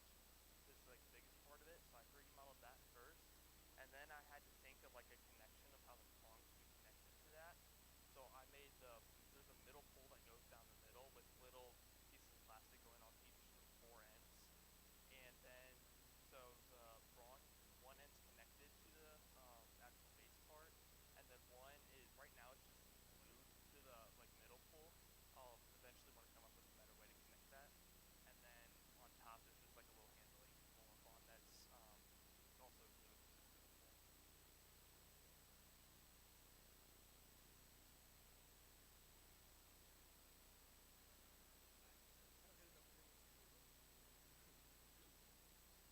As a non-golfer, I think as you think about your pitch in the future, it would be really great to have a video that showed the difference of how this product would work versus another because I'm not familiar with that process, so it would be super helpful to see that. Sure. Thank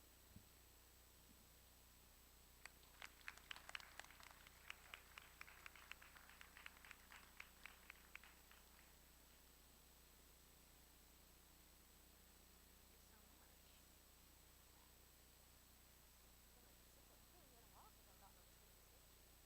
Well, hello, hello. My name is Ava Wettrick, and I am here. Oh, I'm the marketing and communications manager here at the STARTedUP Foundation, and I am here to tell you a little bit about how to get connected with us. do this pitch competition from now until June, right? That's all you do? And every time I say, oh my gosh, no, we're doing things every day, every month, 24/7, all throughout the year. How do you find out about what we do? These are the best channels to do so. My personal favorites are our LinkedIn and Instagram. I am talking about what our teachers are doing all the time, what our students are doing all the time, some of our amazing community partners and sponsors and how they're assisting us and helping us out. And I love our newsletter as well. Every month I'm talking about teacher accomplishments and student accomplishments, even alumni accomplishments. YouTube is another great way to get connected with us. You may or may not see interviews pop up throughout the rest of the year that I'm conducting right now, so they're very fun. And if you are a teacher, a principal, or just someone who's interested in maybe even volunteering with us, we have our info at StartedUpFoundation.org that you could reach out to us and contact us, and we can start our conversations. But regardless, I am here now to introduce Bot Mall from the Amp Lab and Carroll High School.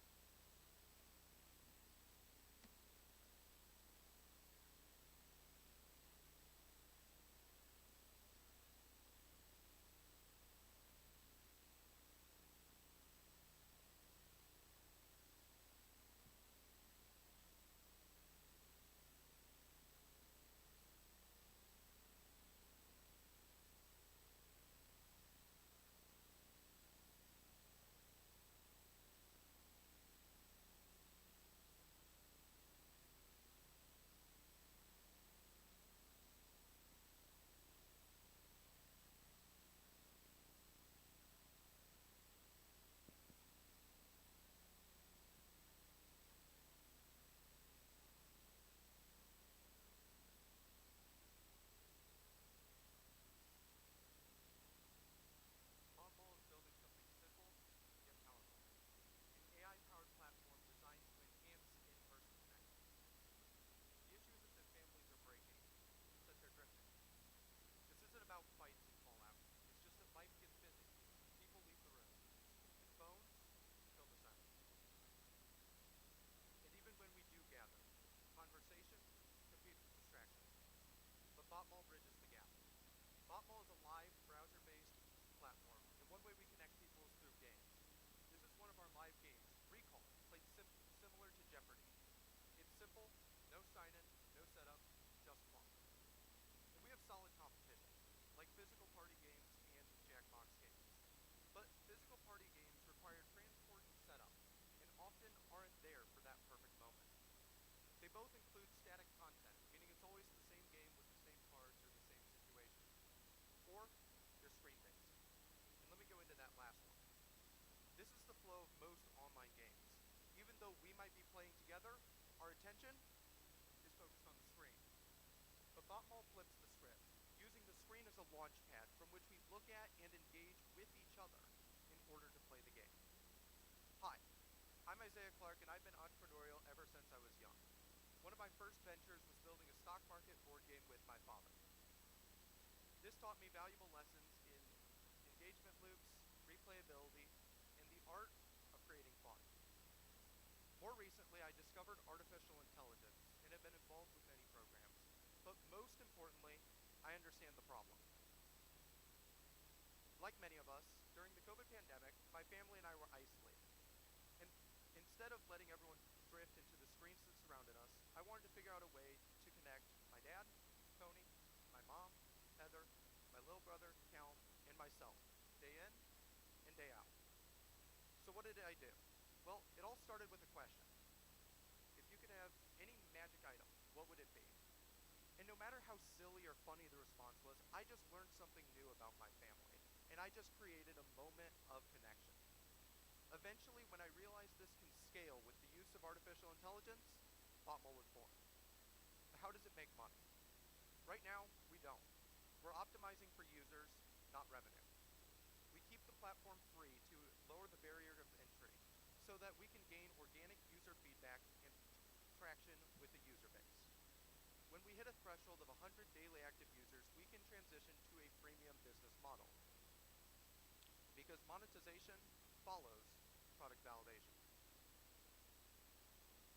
And when we do get to that freemium business model, we have very low costs and can contain a very high profit margin. And this isn't just an idea. It's already a live product. For my audience, you can go to your web browser and put in botmall.ai. My judges, you can scan the QR code in front of you. It's a live website with real games that's been tested by real people and seen a peak day of 35 users without the use of paid advertising. And there's almost no learning curve. These are simple, proven game concepts that people already understand, like charades. Botmall doesn't play by the traditional marketing rules. Because our games are meant to be played with friends and family, every gathering creates market exposure. Right now, we're improving the user experience and testing our AI customization. In 6 to 12 months, we hope to hit that threshold of 100 daily active users and transition into that freemium business model. Currently, I built this platform from the ground up and developed a strong network along with it. I have a business mentor, parental support, and a thriving AI community in my home city of Fort Wayne. This business isn't just investable, it's inevitable. People gather, they spend money on games and shared experiences. Botmall innovates those experiences for the age of AI. And I'm not asking you to build this for me.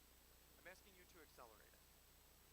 With the mentorship, market exposure, and funding available from the Started Up Challenge, I believe we can quickly grow to scale and hit that threshold of 100 daily active users. Because technology is only getting more powerful, and it matters now, more than ever, how we choose to leverage it. And so we need a platform with a simple mantra. AI provides power, but people are the point.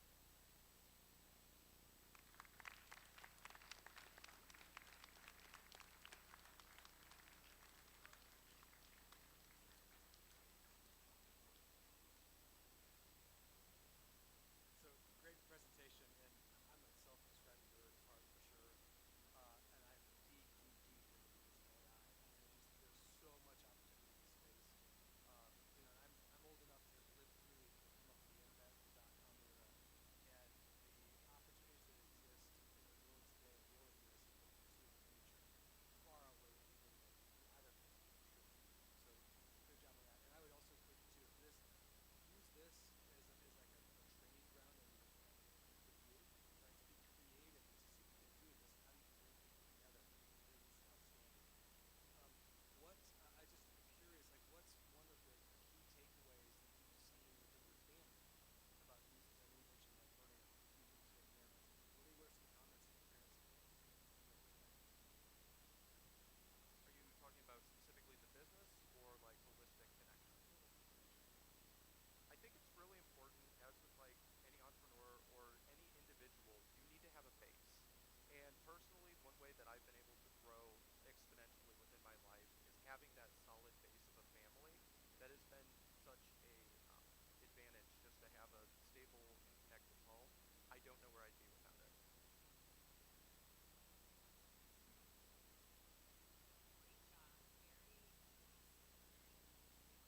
Talk to us about the mission of Botmall and what you're doing with that and kind of the learning. Yeah, so as with any business, this has already undergone a couple pivots. So originally, last May approximately, I was envisioning a platform where people could go and create something similar to a custom GPT, if you're familiar. Um, but then I realized that in create a way for them to monetize it. Then I discovered platforms like Pickaxe, but I'd already bought the domain. So rather than investing too heavily in new ventures, I was like, okay, here is at least an area where I can start and gain traction. I think you did a great job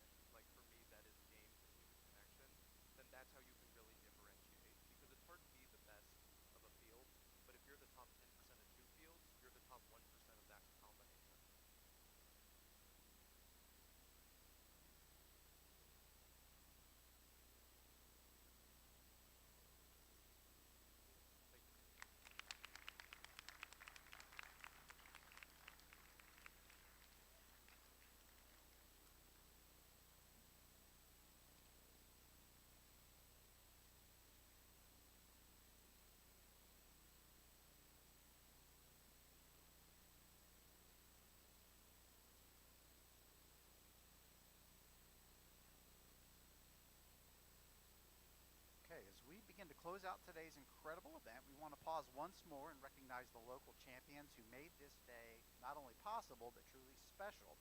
A huge thank you goes out to our regional hosts and partners, organizations that believe in innovation, believe in students, and believe in the power of entrepreneurship to transform communities. Please help me thank Trine University, our regional host, the Indiana Economic Development Corporation, Indiana Tech, and the Don Wood Foundation. These partners, yes, please. These partners aren't just providing space or support, they're opening doors, they're showing up for students, for educators, and for a bolder, brighter Indiana. So one more big round of applause for making today and the future possible. And with that, I would like to introduce our 10th and final team for the competition. From Concord Community High School, please welcome Stewart.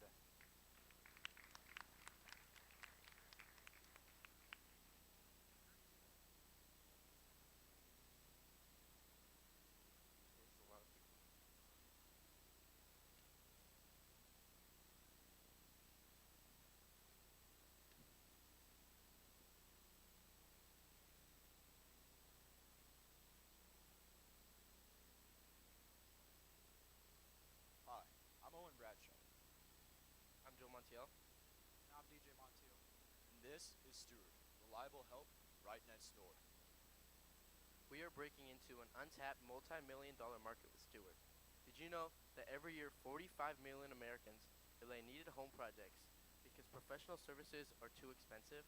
And on the other side, 10 million teens across the U.S. are currently unemployed, and over 97% of them say it's too difficult to find a part-time job because they have to work around their school schedule, music, sports, and other extracurriculars.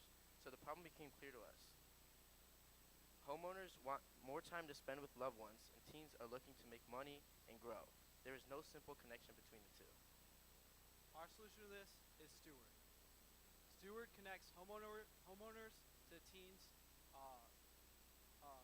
teens to homeowners who need fast and reliable help with small jobs around the house. Homeowners can quickly find trusted help with. Okay, let's take a quick look at the app preview. So here's the homeowner's point of view. Homeowners can access workers, view workers' accounts and ratings, and also post job openings. And for the workers' point of view, workers can search for jobs to do, build their portfolio, and book jobs in minutes. Now, our business model. Homeowners pay $10 every 3 months to get access to all worker contacts. On the other hand, workers start with a free account and they can upgrade that to a $6 premium account, which increases visibility and they get way more opportunities. Now, our competition matrix. When we compare Stewart to other platforms like TaskRabbit, Angie, and Nextdoor, it comes down to focus and cost. For us, our model has in-app bookings and verified homeowner profiles as well as worker profiles for all. The opportunity in this market is beyond significant. Our total addressable market is over $460 million per year in the United States. So we want to start in suburban communities because that's where teens and homeowners are highly concentrated. And then we want to expand over time. We are seeking $2,575 to launch Stewart. This will go to LLC and domain registration, API costs, advertising and launch, insurance, and coding and testing. Even at this early stage, we are already gaining strong traction. We have a working MVP. We've had over 130 prototype users, 99% of them who said they love the app, and we've had over 70 letters of intent, and we've had strong social media presence with over 350 plus social media followers in the past week. Now, our game plan. Year 1 will start in St. Joe and Elkhart County. From there, we'll spread across the state of Indiana, and then the whole Midwest region, and eventually nationwide. Now, our next steps. I know it says 3 weeks away we have our launch app, but we're ended up doing it next Wednesday. Yes, next Wednesday. This is so we can get instant feedback and we can update 5 weeks out, we'll have over 75 users from letters of intent and early adopters. And by June 1st, we're already predicting over 150 users. This is from our growing social media base, and we'll already have $4,500 in projected revenue. There's no better team than us to take on a project like Steward. We are capable, passionate, and we all believe that we have what it takes to get the job done. Steward is more than just about chores. It's about giving teens the true opportunity and they need in today's society. It's about giving homeowners the free time they all need to love on their family members. Steward, reliable help right next door. Thank you.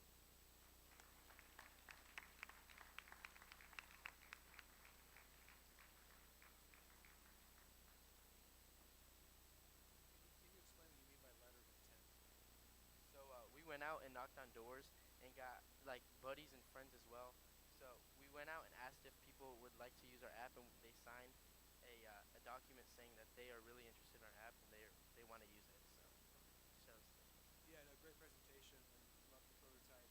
Love what you're doing too. I mean, as somebody who had a property in the country, there's always something to do, and as somebody who has 5 kids who are all adults now, it's great to give them easy access to work like this. I think it's fantastic. Question for you: so as you build this out, I've always felt like one of the challenges with this type of business is you guys are the connector between the customer and the vendor. But once the connection's made, I don't necessarily need you anymore. In other words, once Steve Smith comes over to my house and rakes up leaves for me, what prevents me from just calling him next time to bypass the email? Alright, so yeah, that's a big thing. So on the app, so homeowners can pay $10 every season, every 3 months, to access the contacts of the workers, but it's not going to be their phone number. It's going to be on the app. You'll only be able to text them in the app. So, and after that 3 months is over, then you lose contact with them. The only way that you could stay in contact with them is if you get his card or ask him for his phone number. But Okay, so you're saying I want to bring a teenager into your home. I'm a homeowner. What are you doing on the steward side to screen the individuals that you're helping in this number of ways? I assume they're going to be they're not employees of Steward, they're 1099 and they're outside of the business. But what's your process with your business about right now? How do we screen these individuals? so we want to do background checks and ID checks, and also we have lots of limitations. So if you're 18 and under, so this app is for teens aged 14 to 24. So if you're under 18, you have a parent monitored account, and you will also not be allowed to go into the house of the homeowner, and you won't be allowed to use power tools. So it'd just be lawn work and like plowing the snow.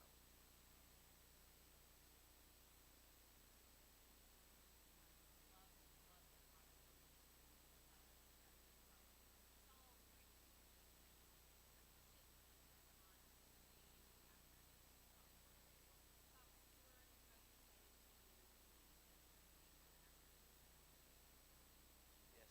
So Steward, it's not an acronym. So I just thought STWRD sounded more like an app.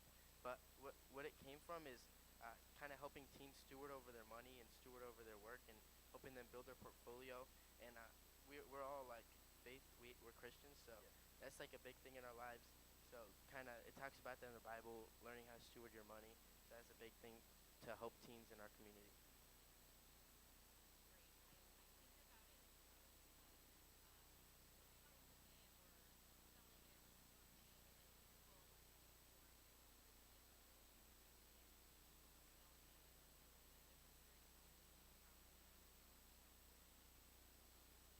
Yeah, thank you. Yeah, thank you.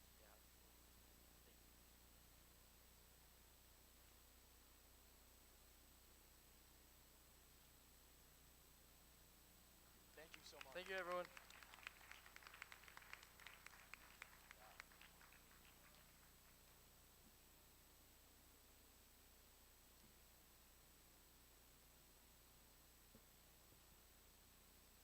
All right, how about one more huge round of applause for all of these amazing teams today? At this time, we're going to put our judges to work. We're going to lock ourselves in a room, and we're not coming out until we have a first place winner. So we'll begin our deliberation at this time. Judges, Allie will take you where you need to be. No rush. Get your things together at your leisure, and Allie will escort you to the deliberation room.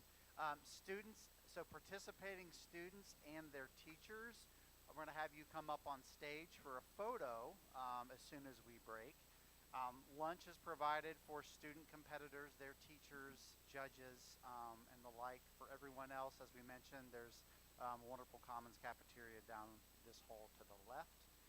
Other than that, we are going to come back here at 12:45 for final remarks and awards. So again, student competitors and their teachers, come on up.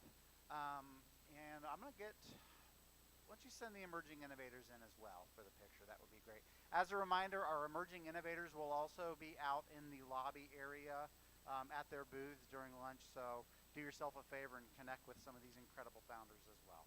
So see you back in about an hour.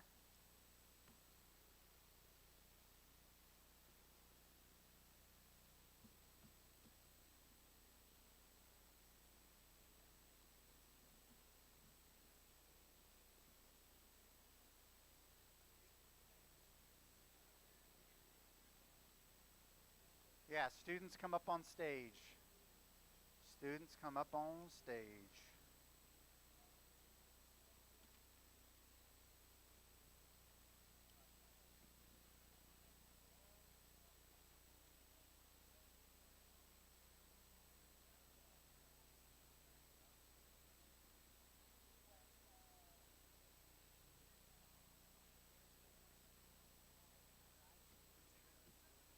So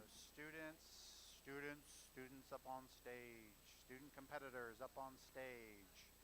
Teachers of said students up on stage. Program directors up on stage.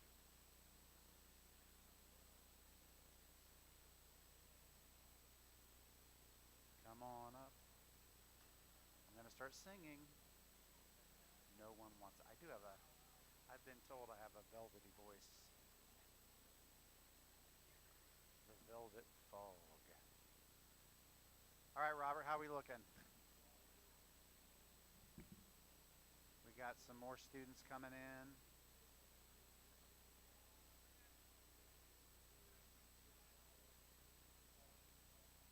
Yeah.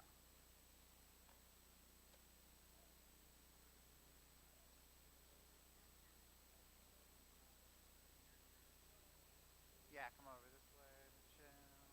There we go. How's that look, Robert? Do we want to stack a few in the front? Less tall people in the front.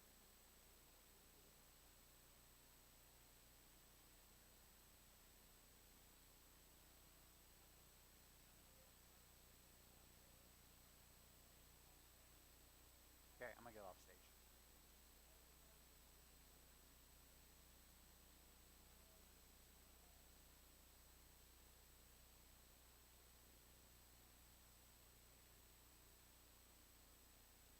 All right, students, I believe your lunches are in the green room, which is across the bridge, if you know where you're going. Emerging innovators, you can go grab something to eat, but you'll want to probably come back in about 15, 20 minutes so you can work your booths. Thank you.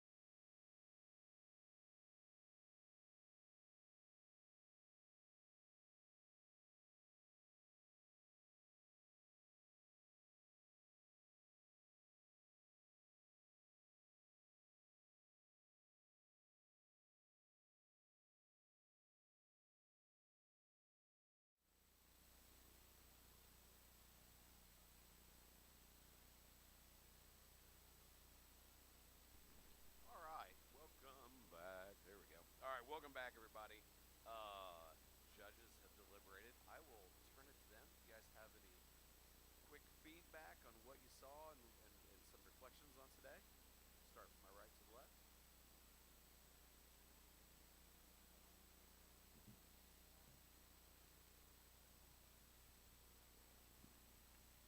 Well, first of all, I want to thank all of you for your hard work. You did a fantastic job. It was a lot of fun to hear about the thought that you've been putting into these projects. I want to encourage every single one of you to continue your work on this. And thank you for visiting our campus and for everything that you do for our communities.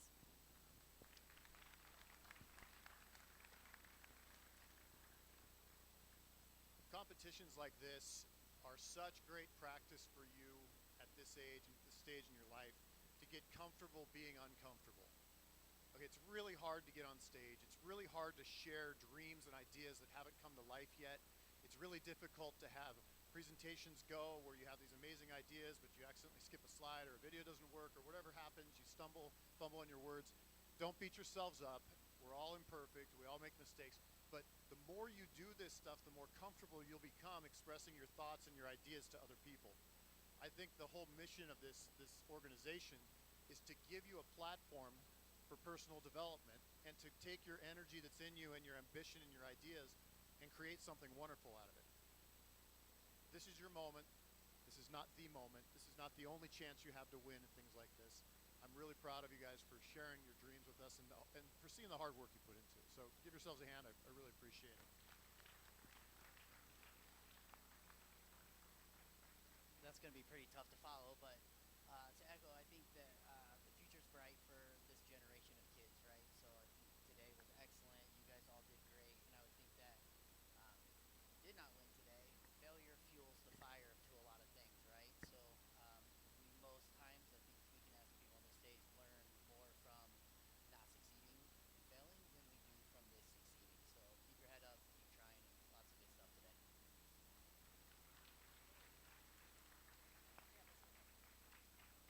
I agree. This was very fun and enlightening, and everyone had such unique, different products or services. The variety was really impressive. It also made it very hard. They're not all apples to apples, and you're all in different stages with your businesses. So my advice is, if you're truly passionate, obviously today there's only one winner. Very hard decision, but if you're passionate about your product or your service, keep going. There will be other opportunities, and really just think about all aspects of your business, your brand, your marketing, your product, your staffing, your costing, everything. There's all really important, and a lot of you highlighted different things today, but really impressed. I don't know that I would have been in the same place many of you are when I was 16 or 17 or 18, so it's really cool and great job, everybody. I mean, I'll echo everything that's been said so far. You know, to me, I love doing this kind of stuff because it's super inspiring. You know, I think a lot of times younger people get a bad rap, and it's really, really inspiring to just to see the stage presence, and more than that, the willingness to stand up there, because there's a lot of adults that will never stand on a stage like that and take the risk and put themselves out there. So you guys should be super, super proud of that. And I guess two things I'll leave you with. One is, as you continue forward in life and in business, I'm a firm believer that a company will never outperform the entrepreneur's internal subconscious self-image. So anytime you run into roadblocks, anytime you run into challenges, be willing to look in the mirror and be honest with yourself on where you might be blocking your path forward. And then two, I can't stress enough too about reaching out to mentors. Again, I've seen several adults that I've talked to are afraid to reach out to people that are 20, 30, 40 steps ahead of them.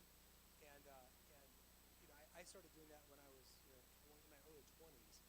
And never, ever in my life, and I've met with some extremely wealthy people, extremely successful people, have I ever been told no. A lot of times when people are busy, so it might take you time to get on their calendar, but I've always found that people that have had success want to pay it back and want to pay it forward by meeting with people. So always, always, always feel confident that you can reach out and ask for that mentor.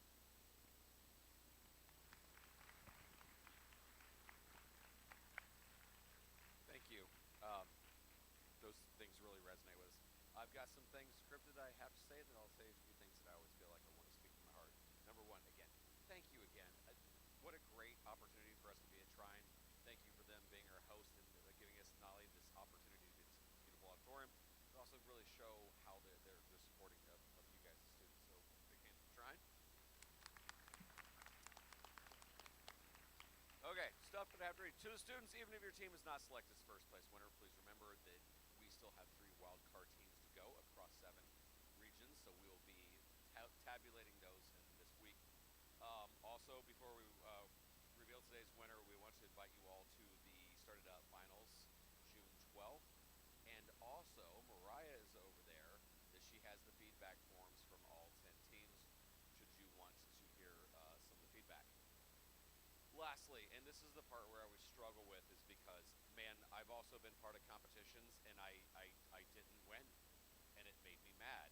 And then the sense of making me mad, it made me better.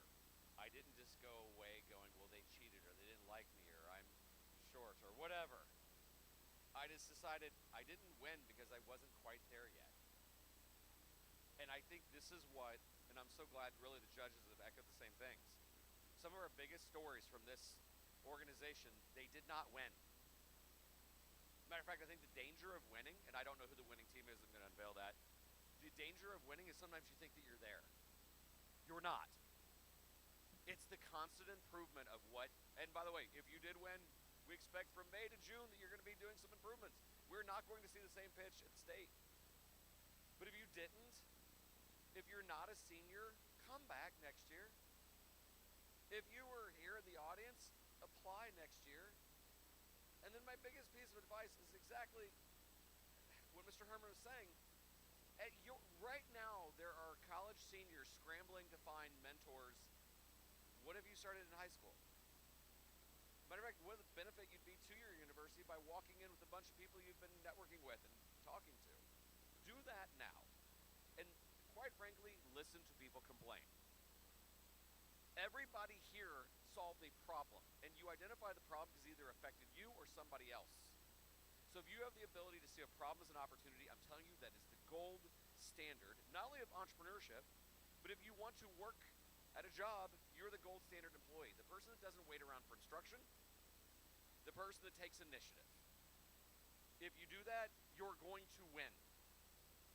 And the other part, I will say, we want to know you for the next 20 years. Which is kind of funny because it'll make me 73. But we mean that. This is the reason why we have an alumni association. This is why some of our alumni have driven to all 7 locations this year, because they want to be involved. And quite honestly, it is a fun group of people to know. The kind of people that are always looking out for opportunities and they're celebrating one another. I think the most fun I've had today is talking to a lot of teams out in the hallway. So I hope to stay engaged with you. I'm sure I'm speaking for a lot of judges as well. They really enjoyed meeting you. Stay engaged. Stay engaged. Enough. Lastly, I also say this is our last and 7th event. Man, the ability to throw things together on time and be on ready. So I got to give a big hand to Alyssa and Kevin, who have made all the programming happen. A lot of work. Yeah, take a bow. All right, so for that, the first place winner in 2026 Region 5 Finals is Risa Livia of Creative.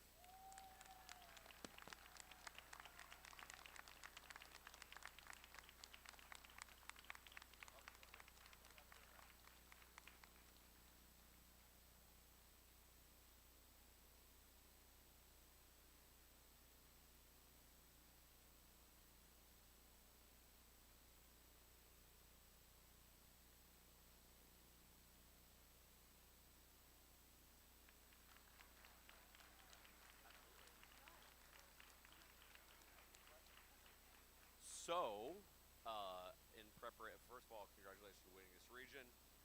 What piece of advice would you give to yourself 6 months ago?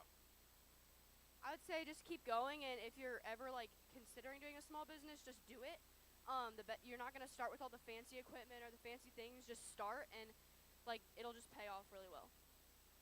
Thank you guys so much for coming out. We're gonna stick around again. The feedback forms are back over there. If you you want to talk, if you're a student, stay engaged. Make sure you follow us on LinkedIn, all that good stuff. Ava told you about social media. Stay engaged with us. Other than that, thank you guys so much for coming out.